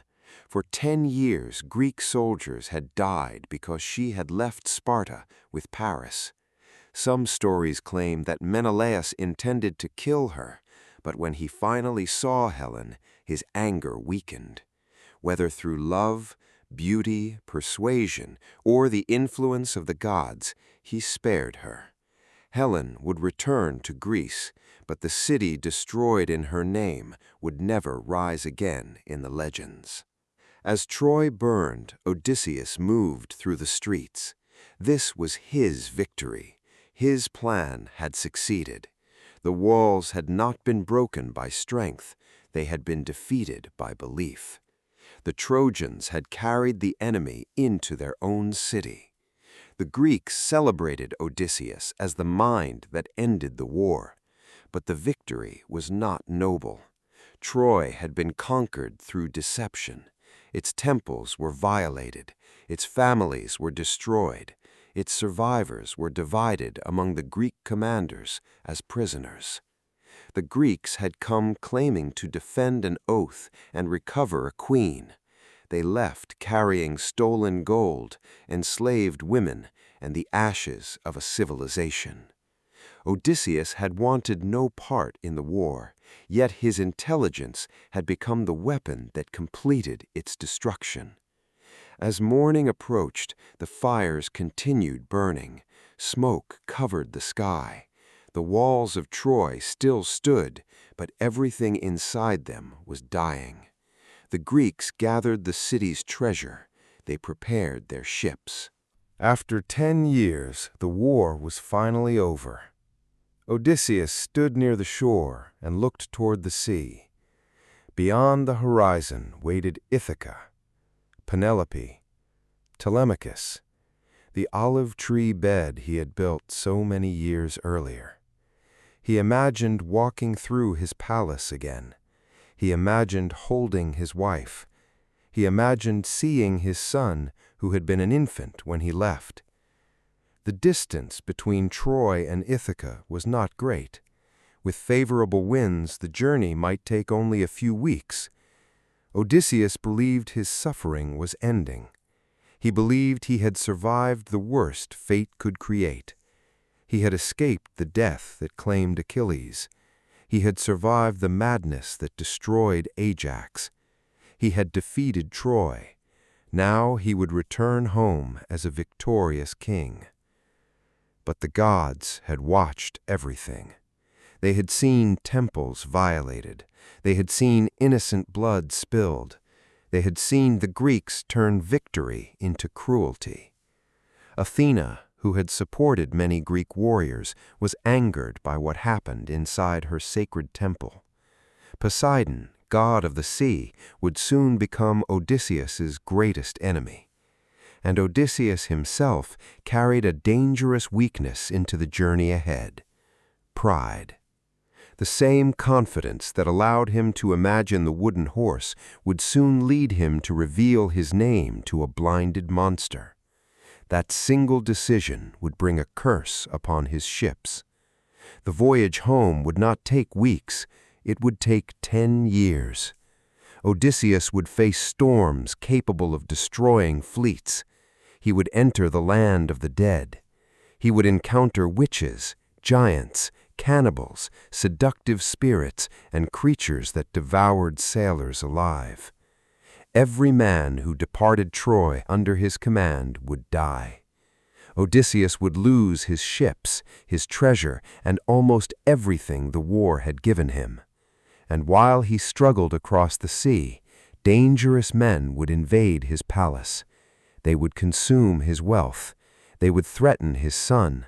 They would demand that Penelope accept that her husband was dead. Odysseus created the weapon that ended the Trojan War, but he had not yet learned the most important truth of his life. Winning the war was easy compared with surviving the journey home. Behind him, Troy burned. Ahead of him waited the sea. And somewhere beyond the dark horizon, the true Odyssey was about to begin. Here is chapter 6 again, polished to connect smoothly between the fall of Troy and the final chapter. After 10 years, the war was finally over. Odysseus stood near the shore and looked toward the sea. Beyond the horizon waited Ithaca. Penelope, Telemachus, the olive tree bed he had built so many years earlier. He imagined walking through his palace again. He imagined holding his wife. He imagined seeing his son, who had been an infant when he left. The distance between Troy and Ithaca was not great. With favorable winds, the journey might take only a few weeks. Odysseus believed his suffering was ending. He believed he had survived the worst fate could create.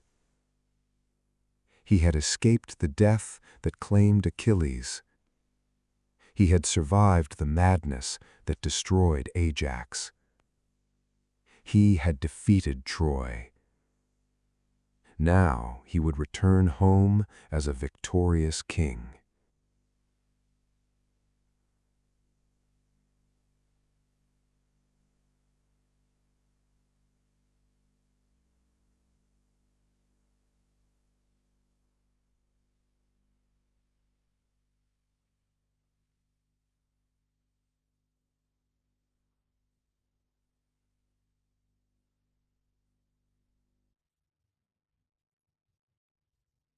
Behind Odysseus, the city of Troy burned beneath a dark sky.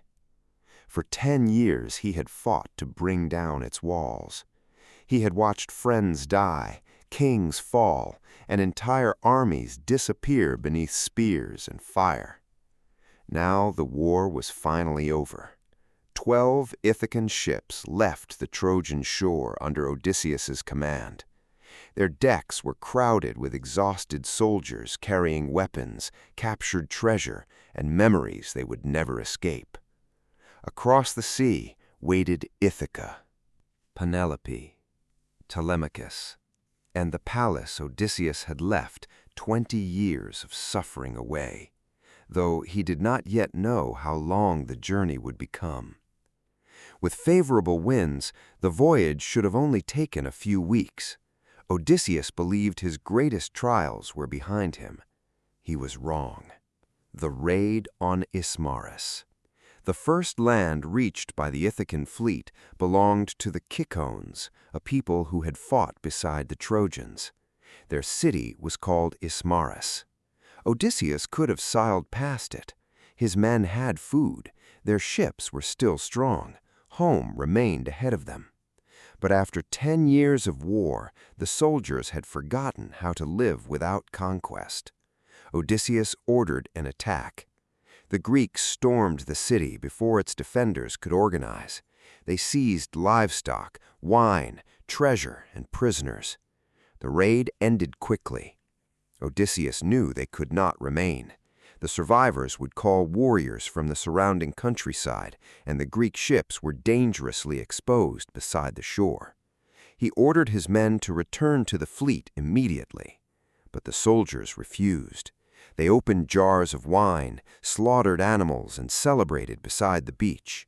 After years of hunger and battle, they believed they had earned the right to enjoy their victory. Odysseus warned them again. They ignored him. At sunrise, the Cicons returned with reinforcements. Their warriors attacked from the land, striking the Greeks before many of them could even reach their weapons. The celebration became a massacre.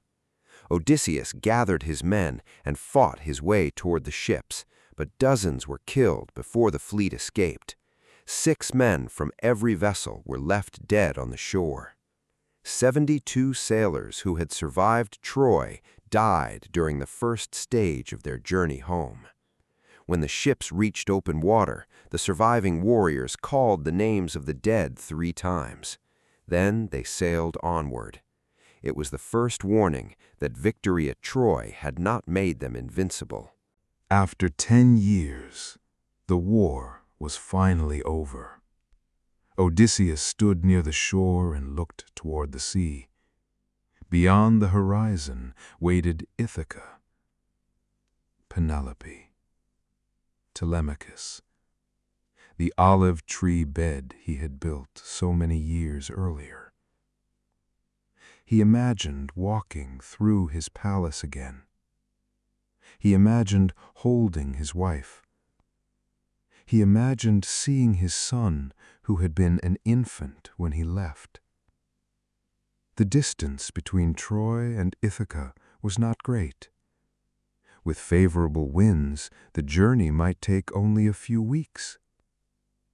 Odysseus believed his suffering was ending. He believed he had survived the worst fate could create. He had escaped the death that claimed Achilles. He had survived the madness that destroyed Ajax. He had defeated Troy. Now he would return home as a victorious king.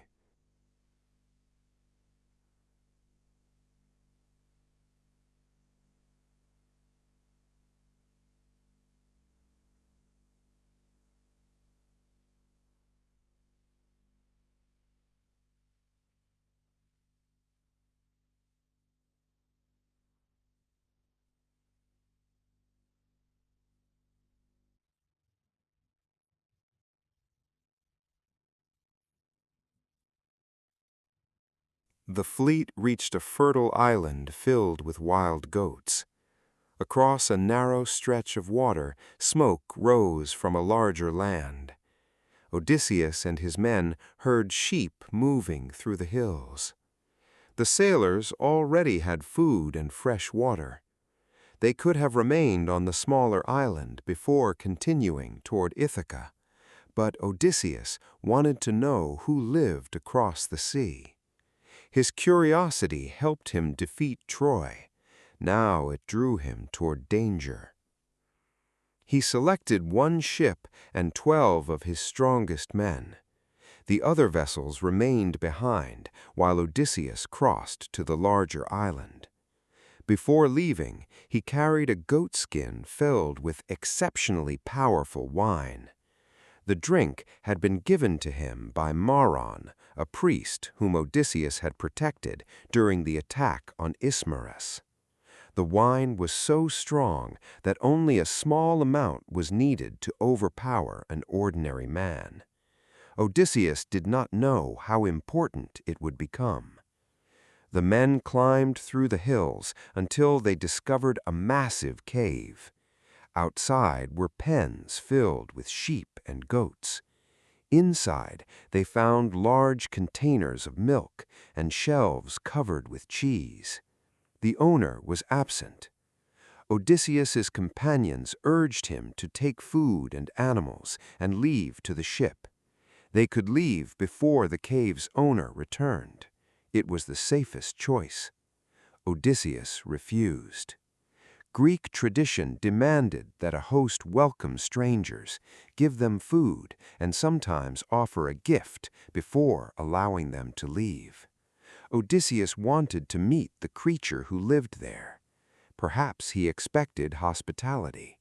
Perhaps he wanted to return home with another extraordinary story. So they waited. Polyphemus. As evening approached, the ground began to shake. Heavy footsteps echoed through the hills. An enormous figure appeared outside the cave. He carried a bundle of wood across his shoulders. He was larger than any human warrior, and a single eye stared from the center of his forehead. His name was Polyphemus. He was a Cyclops, and he was the son of Poseidon, god of the sea. Polyphemus drove his flock into the cave. Then he rolled an enormous stone across the entrance. The combined strength of Odysseus and all 12 men could never move it. The Greeks were trapped. The Cyclops lit a fire. Its glow revealed the strangers hiding inside his home. Polyphemus demanded to know who they were. Odysseus stepped forward. He explained that they were Greek soldiers returning from Troy. He appealed to the ancient laws of hospitality and reminded Polyphemus that Zeus protected travelers and strangers. The Cyclops laughed. He declared that he did not fear Zeus. Then he asked where Odysseus's ship was located. Odysseus immediately understood that the question was dangerous. He lied. He claimed that their ship had been destroyed against the rocks and that they were the only survivors. The deception protected the sailors waiting near the coast, but it did not protect the men inside the cave. Polyphemus suddenly seized 2 Greeks. He smashed them against the stone floor and ate them before the others. The surviving soldiers watched in horror. They had witnessed countless deaths at Troy, but their companions had not been killed as warriors. They had been consumed like animals. After finishing his meal, Polyphemus fell asleep. Odysseus drew his sword. He considered driving it into the Cyclops' chest. Then he looked toward the massive stone sealing the entrance. If they killed Polyphemus, no one would be strong enough to move it. They would remain trapped until they died. Odysseus lowered the blade. Once again, strength could not save them. Only intelligence could. The plan. At dawn, Polyphemus ate 2 more men. Then he moved the stone, drove his flock outside, and sealed the cave again. Odysseus searched for something they could use as a weapon. He discovered an enormous wooden club. The Greeks cut away a section of it and sharpened one end into a point. They hardened the stake over the fire and hid it in the darkness. That evening, Polyphemus returned. He sealed the entrance and killed 2 more prisoners. 6 of Odysseus's 12 companions were now dead. When the Cyclops had finished eating, Odysseus approached him with a bowl of Marin's wine. Polyphemus drank it. He had never tasted anything so powerful. He demanded more. Odysseus filled the bowl again. The Cyclops drank until his movements became slow and his speech unclear. Then he asked Odysseus his name. The king of Ithaca answered with one of the most famous lies in legend. "My name is Nobody." Polyphemus laughed.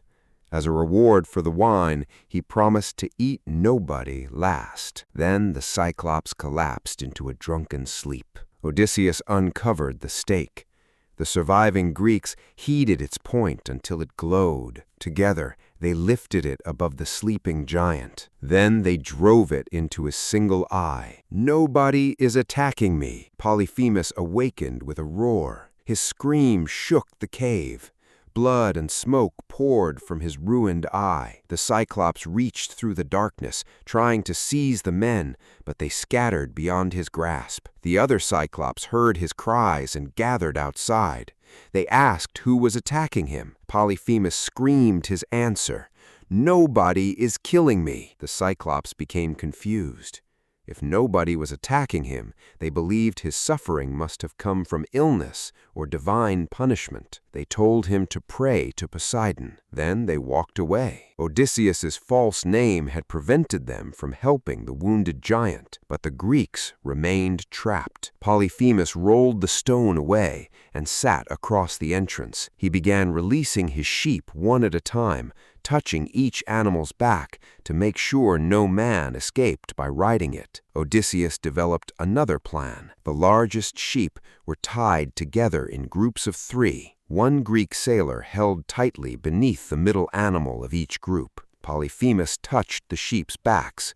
He did not feel the men hidden beneath them. Odysseus saved the largest ram for himself. He held its wool beneath its stomach as the animal moved toward the entrance. When the ram reached Polyphemus, he stopped it. The animal was his favorite. Polyphemus spoke to it sadly, wondering why it was the last to leave. Odysseus remained completely still beneath the ram. The Cyclops' fingers passed across the animal's back. Had he reached beneath it, Odysseus would have been discovered, but Polyphemus allowed the ram to continue. Odysseus escaped. The pride of Odysseus. He demanded more. Odysseus filled the bowl again. The Cyclops drank until his movements became slow and his speech unclear. Then he asked Odysseus his name. The king of Ithaca answered with one of the most famous lies in legend. "My name is Nobody." Polyphemus laughed.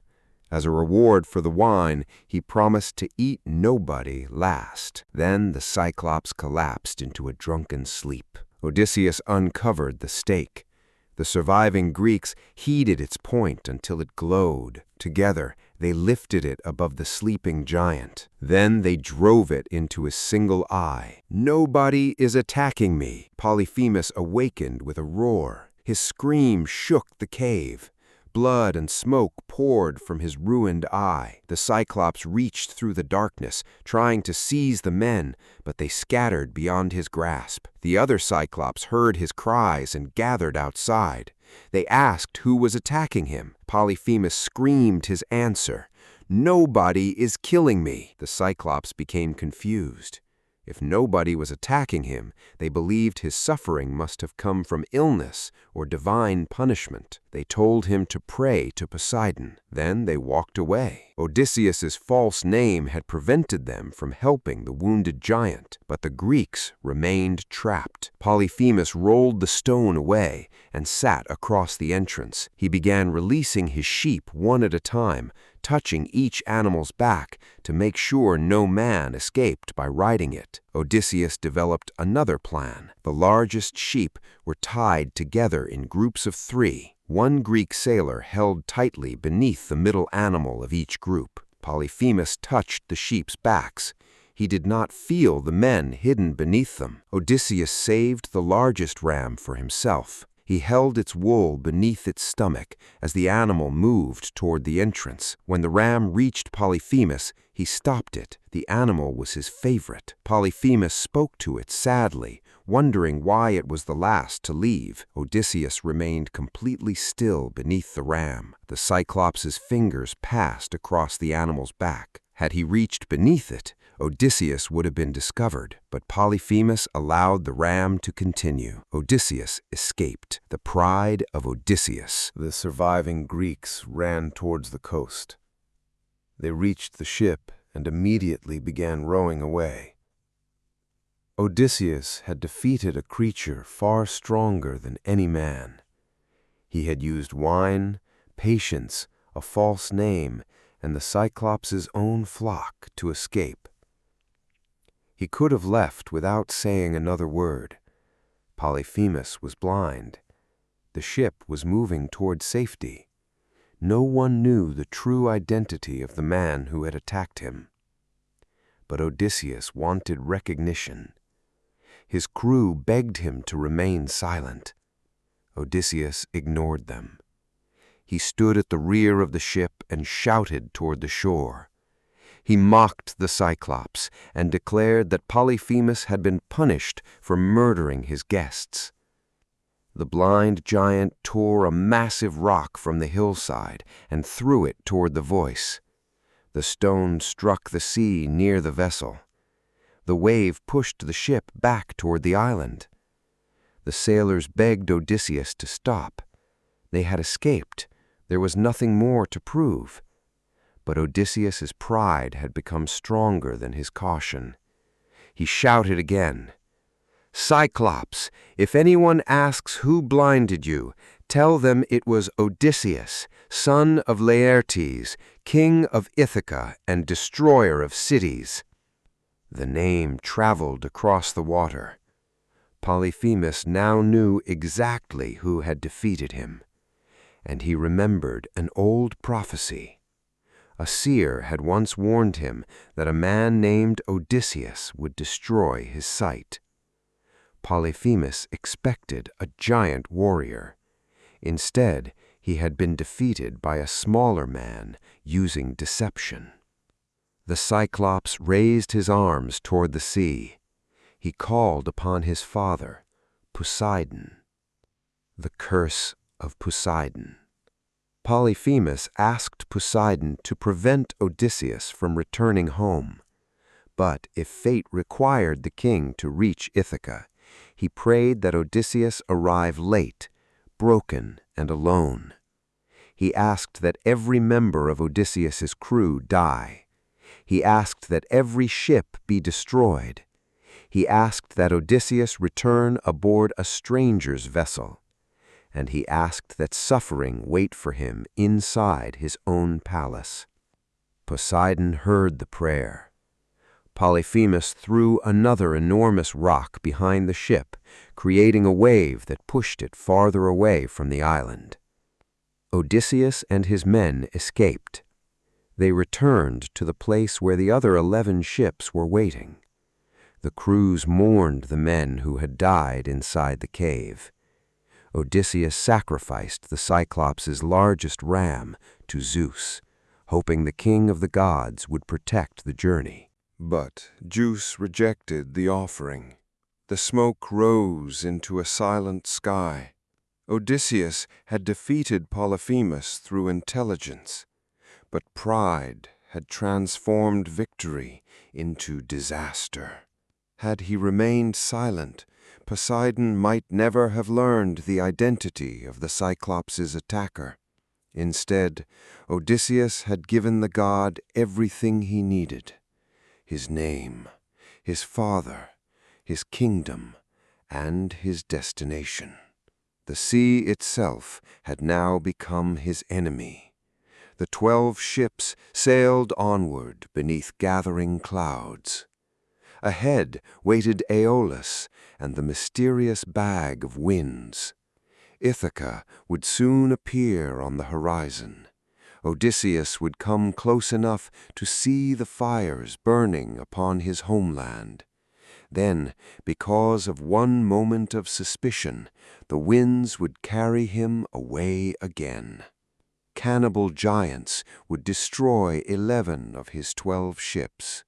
Monsters and gods would take every man who still followed him. Odysseus's intelligence saved his life inside the Cyclops' cave. His pride placed the lives of his entire crew beneath a curse. As darkness covered the sea, thunder echoed beyond the horizon. The sailors looked toward Odysseus. Odysseus stared into the black water. And far beneath their final path home, Poseidon began preparing his revenge. Odysseus had escaped the Cyclops, but he had not escaped the consequences of his pride. Behind him, Polyphemus stood upon the shore, blinded and bleeding. His voice rose over the waves as he called upon his father, Poseidon. The Cyclops did not merely ask for revenge. He asked that Odysseus lose everything: his ships, his companions, his strength, his hope. And if Odysseus was destined to reach Ithaca, Polyphemus prayed that he would arrive there late, broken, and alone. Poseidon heard the prayer. From that moment forward, the sea was no longer simply a road leading Odysseus home. It had become the kingdom of his enemy. The 12 ships continued across the water. The surviving sailors were exhausted. They had escaped Troy, storms, the Lotus-Eaters, and the cave of a man-eating giant. Some believed the worst was finally behind them. Odysseus knew better. Every wave now seemed to carry Poseidon's anger. Every cloud appeared to hide another storm. Yet, after several days, the men saw a strange island floating on the horizon. Its cliffs appeared smooth and shining. A massive bronze wall surrounded it. Inside the wall stood a magnificent palace. This was the island of Aeolia, and its ruler was Aeolus, keeper of the winds. Aeolus was not an ordinary king. The gods had given him authority over the winds that moved across the world: the gentle western wind, the cold northern wind, the violent southern storms, the eastern winds that could drive ships far away from their intended paths. Aeolus could release them, restrain them, or command them to carry sailors across the sea. When Odysseus arrived, Aeolus welcomed him warmly.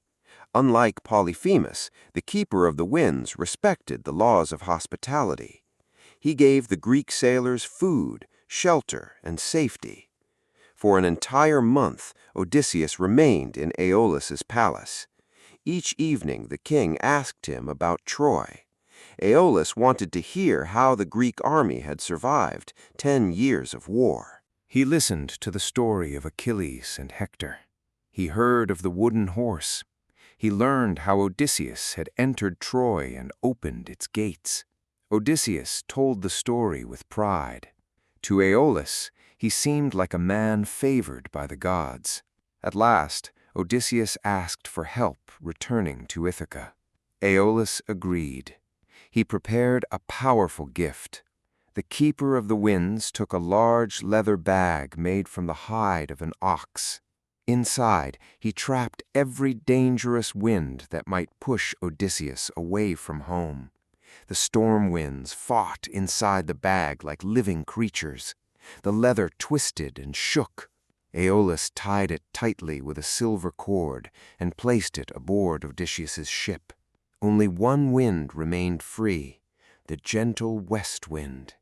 Aeolus commanded it to carry the fleet directly toward Ithaca. Before Odysseus departed, Aeolus warned him not to open the bag.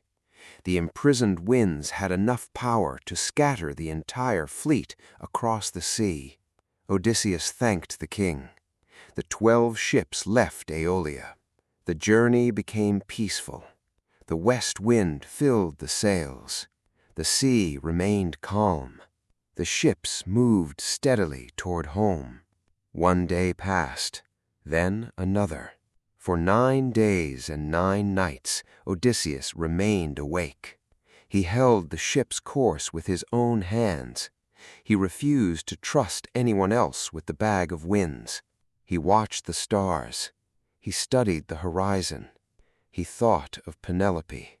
He imagined how much she had changed during the years of his absence.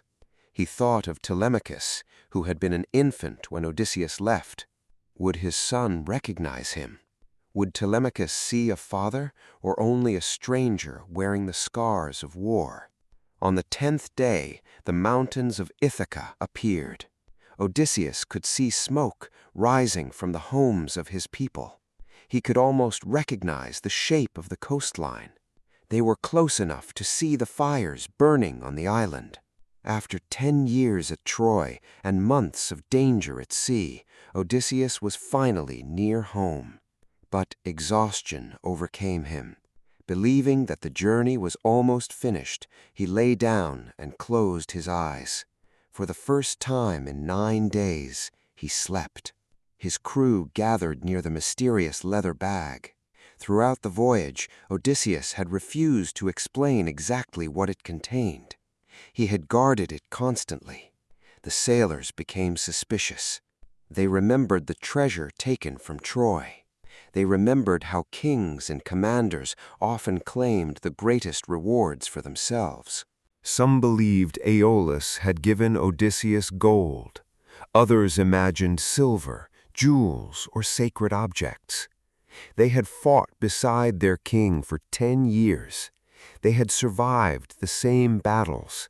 They had lost friends and brothers.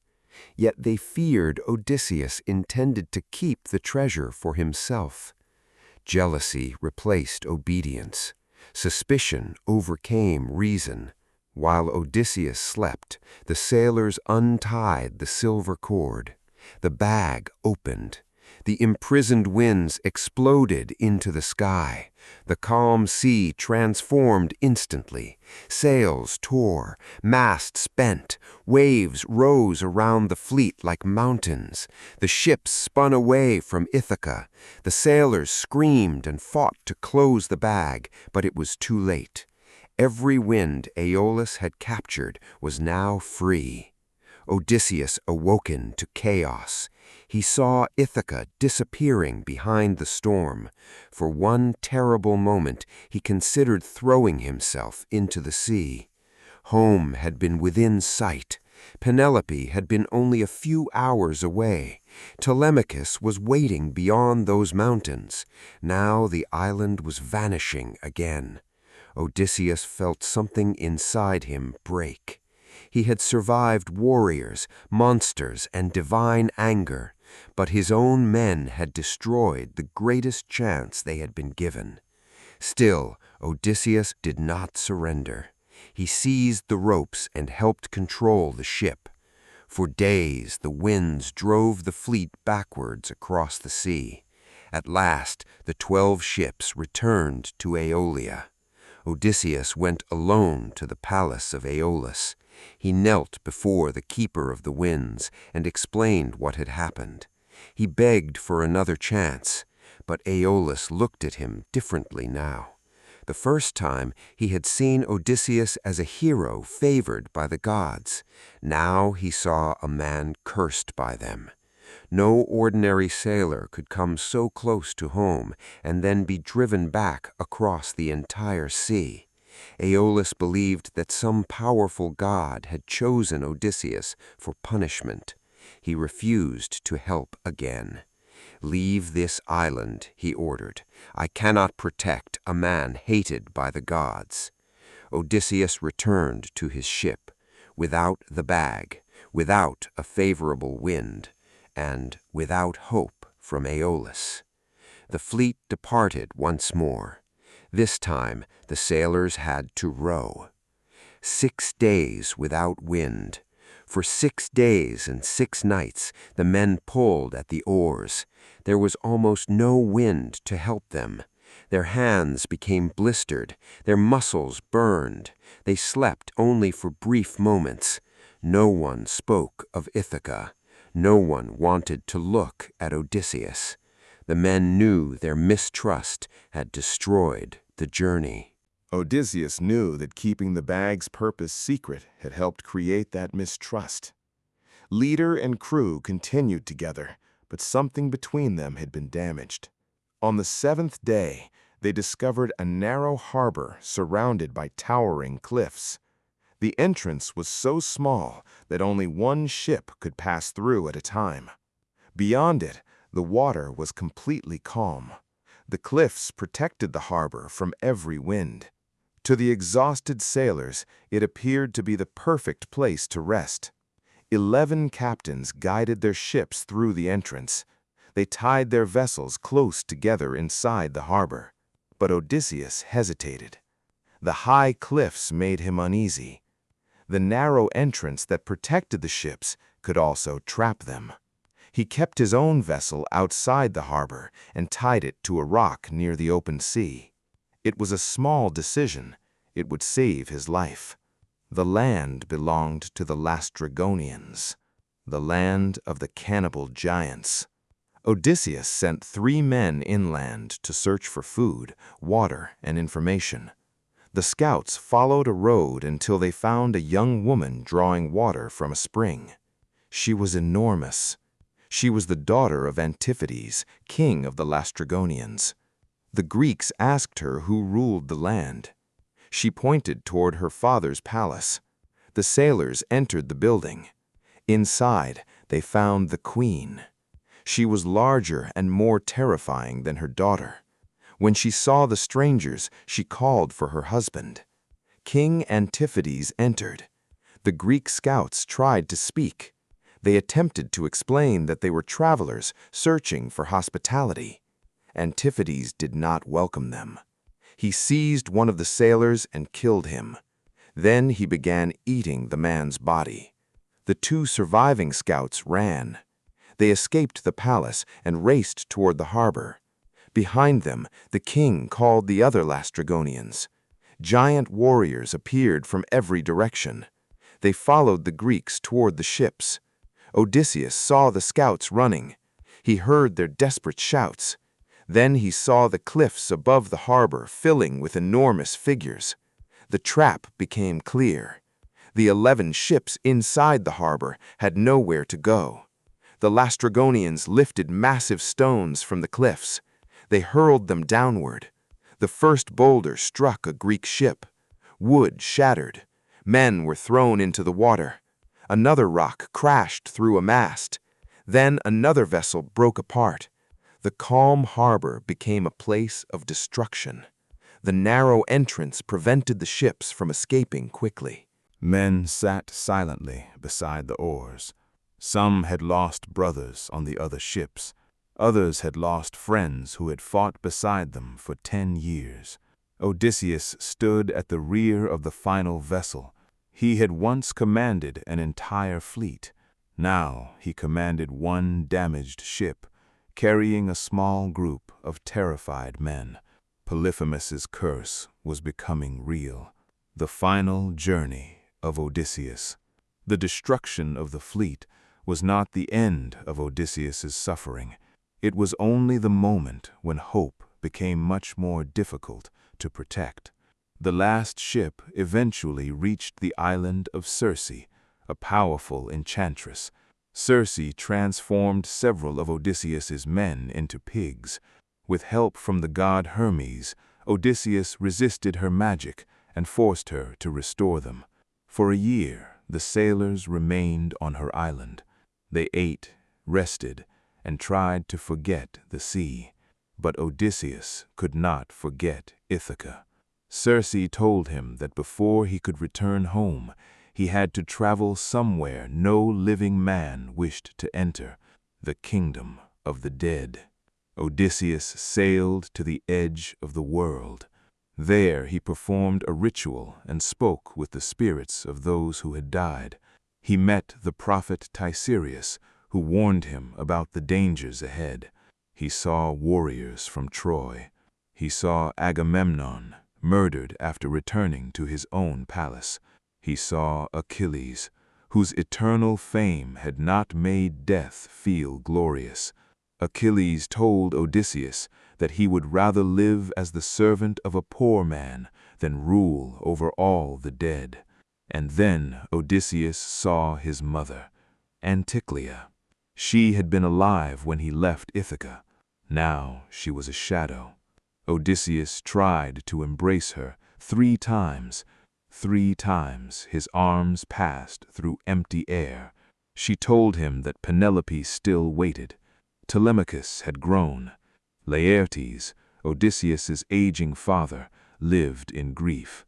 His mother had not died from illness or violence. She had died from sorrow while waiting for her son to return. Odysseus left the underworld, carrying a pain no sword could heal.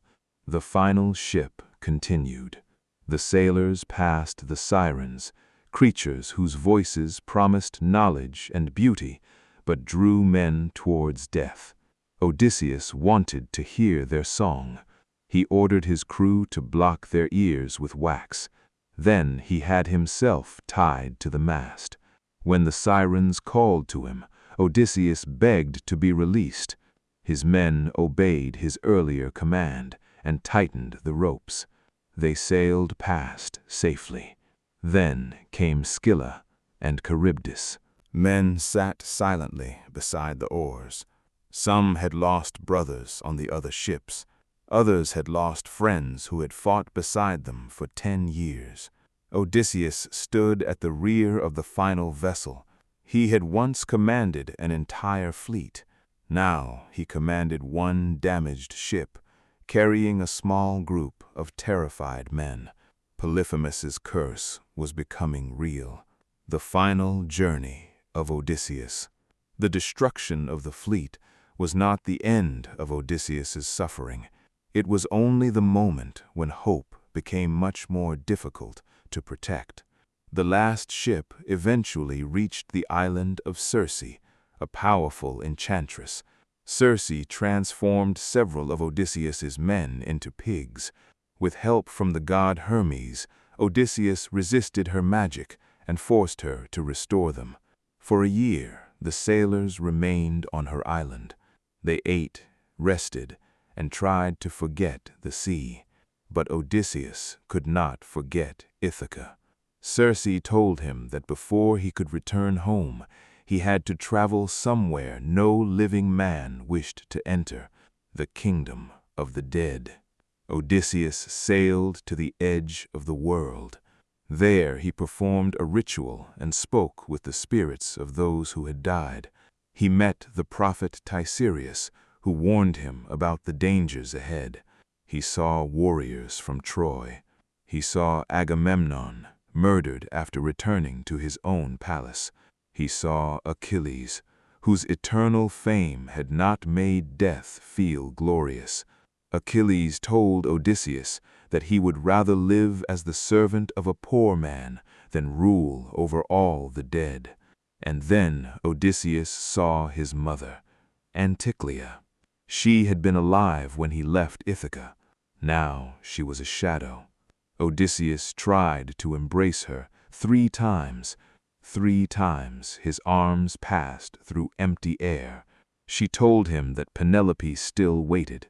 Telemachus had grown. Laertes, Odysseus's aging father, lived in grief. His mother had not died from illness or violence.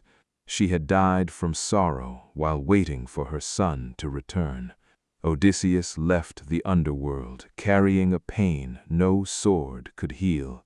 The final ship continued.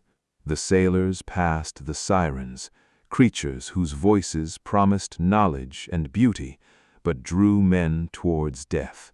Odysseus wanted to hear their song.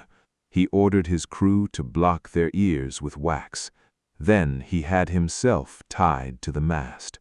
When the Sirens called to him, Odysseus begged to be released. His men obeyed his earlier command and tightened the ropes. They sailed past safely. Then came Scylla and Charybdis.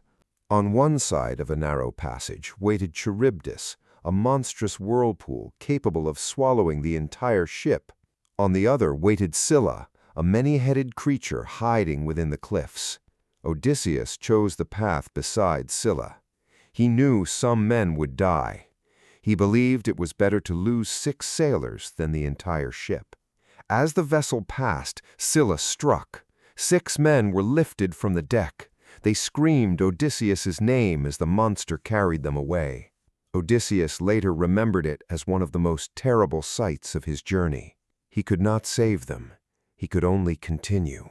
At last, the sailors reached the island where the sacred cattle of the sun god Helios lived. Tiresias and Circe had both warned Odysseus not to harm them, but storms trapped the crew on the island. Their food disappeared. Hunger weakened them. While Odysseus slept, his men killed the sacred cattle. They believed death by divine punishment was better than death by starvation. Helios demanded justice. When the ship returned to sea, Zeus sent a violent storm. Lightning struck the vessel. The hull broke apart. Every surviving member of Odysseus's crew was thrown into the water. One by one, they disappeared beneath the waves. The final ship was gone. The final ship was gone. Polyphemus's curse had been fulfilled. Odysseus was alone. He tied pieces of the destroyed ship together and drifted across the sea. The water carried him back towards Charybdis. He survived by clinging to a branch of a tree above the whirlpool until pieces of wreckage rose again. Then he drifted for days. At last he reached the island of the nymph Calypso. Calypso rescued him. She offered him comfort, love, and even immortality. Odysseus could remain young forever. He would never again face war, grief, or death. But immortality meant abandoning Ithaca. It meant forgetting Penelope. It meant accepting that Telemachus would grow old without him. For 7 years, Odysseus remained trapped on Calypso's island. Every day he sat beside the sea and stared towards the horizon. He no longer possessed ships, treasure, soldiers, or weapons. He was not the destroyer of Troy. He was only a lonely man who wanted to go home. Finally, the gods ordered Calypso to release him. Odysseus built a raft. Poseidon saw him and sent one final storm. The raft was destroyed. Odysseus nearly drowned. But with help from the goddess Athena, he reached the land of the Phaeacians. There he told the entire story of his journey. On one side of a narrow passage waited Charybdis, a monstrous whirlpool capable of swallowing the entire ship. On the other waited Scylla, a many-headed creature hiding within the cliffs. Odysseus chose the path beside Scylla. He knew some men would die. He believed it was better to lose 6 sailors than the entire ship. As the vessel passed, Scylla struck. 6 men were lifted from the deck. They screamed Odysseus's name as the monster carried them away. Odysseus later remembered it as one of the most terrible sights of his journey. He could not save them. He could only continue. At last, the sailors reached the island where the sacred cattle of the sun god Helios lived. Tiresias and Circe had both warned Odysseus not to harm them, but storms trapped the crew on the island. Their food disappeared. Hunger weakened them. While Odysseus slept, his men killed the sacred cattle. They believed death by divine punishment was better than death by starvation. Helios demanded justice. When the ship returned to sea, Zeus sent a violent storm. Lightning struck the vessel. The hull broke apart. Every surviving member of Odysseus's crew was thrown into the water. One by one, they disappeared beneath the waves. The final ship was gone. The final ship was gone. Polyphemus's curse had been fulfilled. Odysseus was alone. He tied pieces of the destroyed ship together and drifted across the sea. The water carried him back towards Charybdis. He survived by clinging to a branch of a tree above the whirlpool until pieces of wreckage rose again. Then he drifted for days. At last he reached the island of the nymph Calypso. Calypso rescued him. She offered him comfort, love, and even immortality. Odysseus could remain young forever. He would never again face war, grief, or death. But immortality meant abandoning Ithaca. It meant forgetting Penelope. It meant accepting that Telemachus would grow old without him. For 7 years, Odysseus remained trapped on Calypso's island. Every day he sat beside the sea and stared towards the horizon. He no longer possessed ships, treasure, soldiers, or weapons. He was not the destroyer of Troy. He was only a lonely man who wanted to go home. Finally, the gods ordered Calypso to release him. Odysseus built a raft. Poseidon saw him and sent one final storm. The raft was destroyed. Odysseus nearly drowned. But with help from the goddess Athena, he reached the land of the Phaeacians. There he told the entire story of his journey. The Phaeacians listened to the fall of Troy, the Cyclops, the Bag of Winds, the Laestrygonians, Circe, the Underworld, the Sirens, Scylla, and the destruction of his last ship. Moved by his suffering, they placed Odysseus aboard one of their fastest vessels. While he slept, they carried him across the sea. At last, they left him upon the shore of Ithaca. 20 years after he had departed, Ithaca was home. The king returns.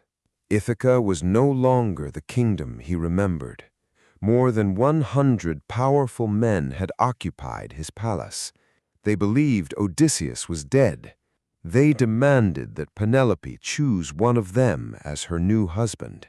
They consumed Odysseus's food, slaughtered his animals, abused his servants, and planned to kill Telemachus. But Penelope had resisted them. She promised to choose a husband after completing a burial cloth for Odysseus's father. Each day she worked upon it. Each night she secretly undid what she had woven. For years, her intelligence delayed the marriage. Odysseus returned disguised as an old beggar. Athena changed his appearance so no one would recognize him. He entered his own palace and watched the suitors insult him. They laughed at the stranger. They threw objects at him. They boasted that the king of Ithaca would never return. Odysseus controlled his anger. He had learned what pride could cost. He waited. Telemachus eventually learned the beggar's true identity. Father and son embraced for the first time in 20 years. Together, they prepared their revenge. Penelope announced a final challenge. She brought out Odysseus's great bow. Any man who could string it and fire an arrow through a line of axe heads would become her husband. One suitor after another tried. None could bend the bow. Then the old beggar asked for a chance. The suitors laughed. Odysseus lifted the weapon. His hands remembered it. He strung it effortlessly. The room became silent. Odysseus fired. The arrow passed cleanly through the axe heads. Then he turned the bow toward the suitors. The disguise ended. The king of Ithaca had returned. With Telemachus and a small group of loyal servants beside him, Odysseus attacked. The palace doors were closed. Weapons were removed from the hall. The suitors had nowhere to escape. The first arrow killed Antinous, one of their cruelest leaders. The others begged for mercy. They blamed Antinous. They promised to repay everything they had stolen. Odysseus refused. For years they had dishonored his home, threatened his son, and pressured his wife. Now, judgment had come. The hall became a battlefield. Odysseus, Telemachus, and their allies killed the suitors. When the fighting ended, the palace was silent. But one final test remained. Penelope's test. Penelope was told that Odysseus had returned. She entered the hall and looked at him. 20 years had passed. The man before her was older, scarred, and covered in blood. Many strangers had arrived in Ithaca, claiming to carry news of her husband. She could not trust appearances. Odysseus expected her to run into his arms. Instead, Penelope remained cautious. She ordered a servant to move their marriage bed out of the bedroom and prepare it elsewhere. Odysseus reacted immediately. The bed could not be moved. He had built it around the trunk of a living olive tree.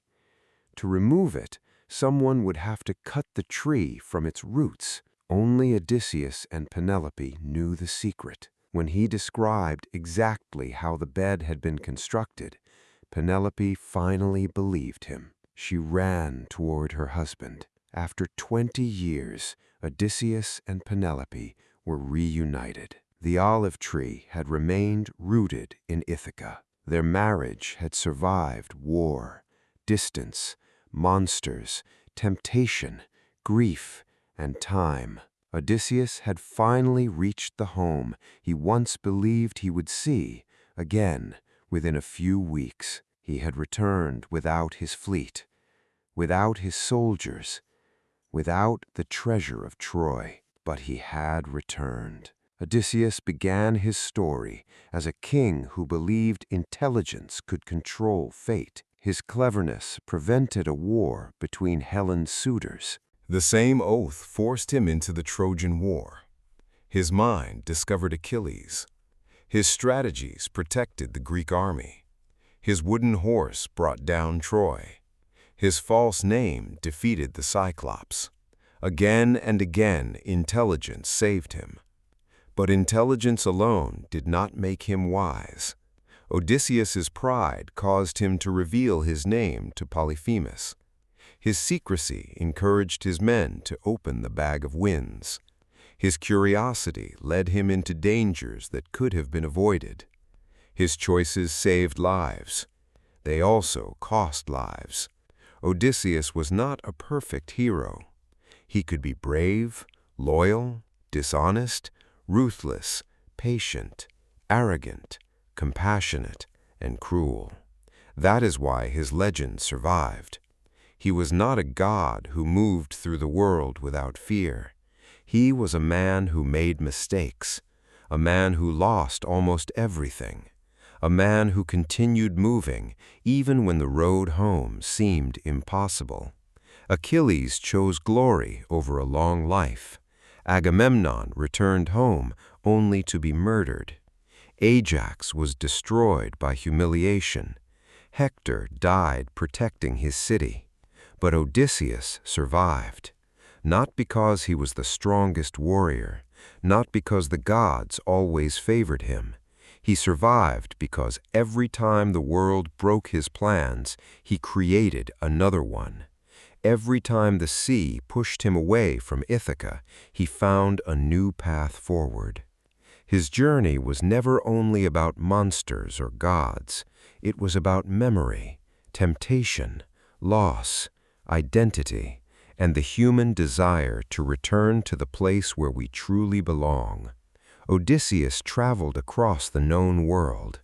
He saw beautiful islands, powerful kingdoms, divine palaces, and lands untouched by ordinary men. Calypso offered him immortality. Circe offered him comfort. The Lotus-Eaters offered him peace without pain. But none of them could replace Ithaca. Because home was not the richest place Odysseus had seen. It was the place where Penelope waited, where Telemachus had grown into a man, where an olive tree still stood rooted beneath their marriage bed. The Trojan War made Odysseus famous. The wooden horse made him legendary.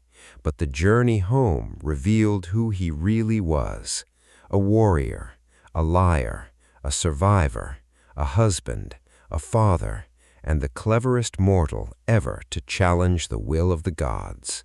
This was the legend of Odysseus, the man who conquered Troy with an idea, defied monsters with deception, survived the anger of the sea, and spent 20 years fighting for the one victory that mattered more than all the others: to return home. This is Legend Origin Studios, where the greatest legends begin. His fight is over, but the myth remains. And that's the magic of it, isn't it? As long as we remember, the hero never truly dies. If you enjoyed this journey into the ancient world, make sure you're subscribed so you don't miss our next chapter. You've been listening to Legend Origin Studio. I'll see you in the next one.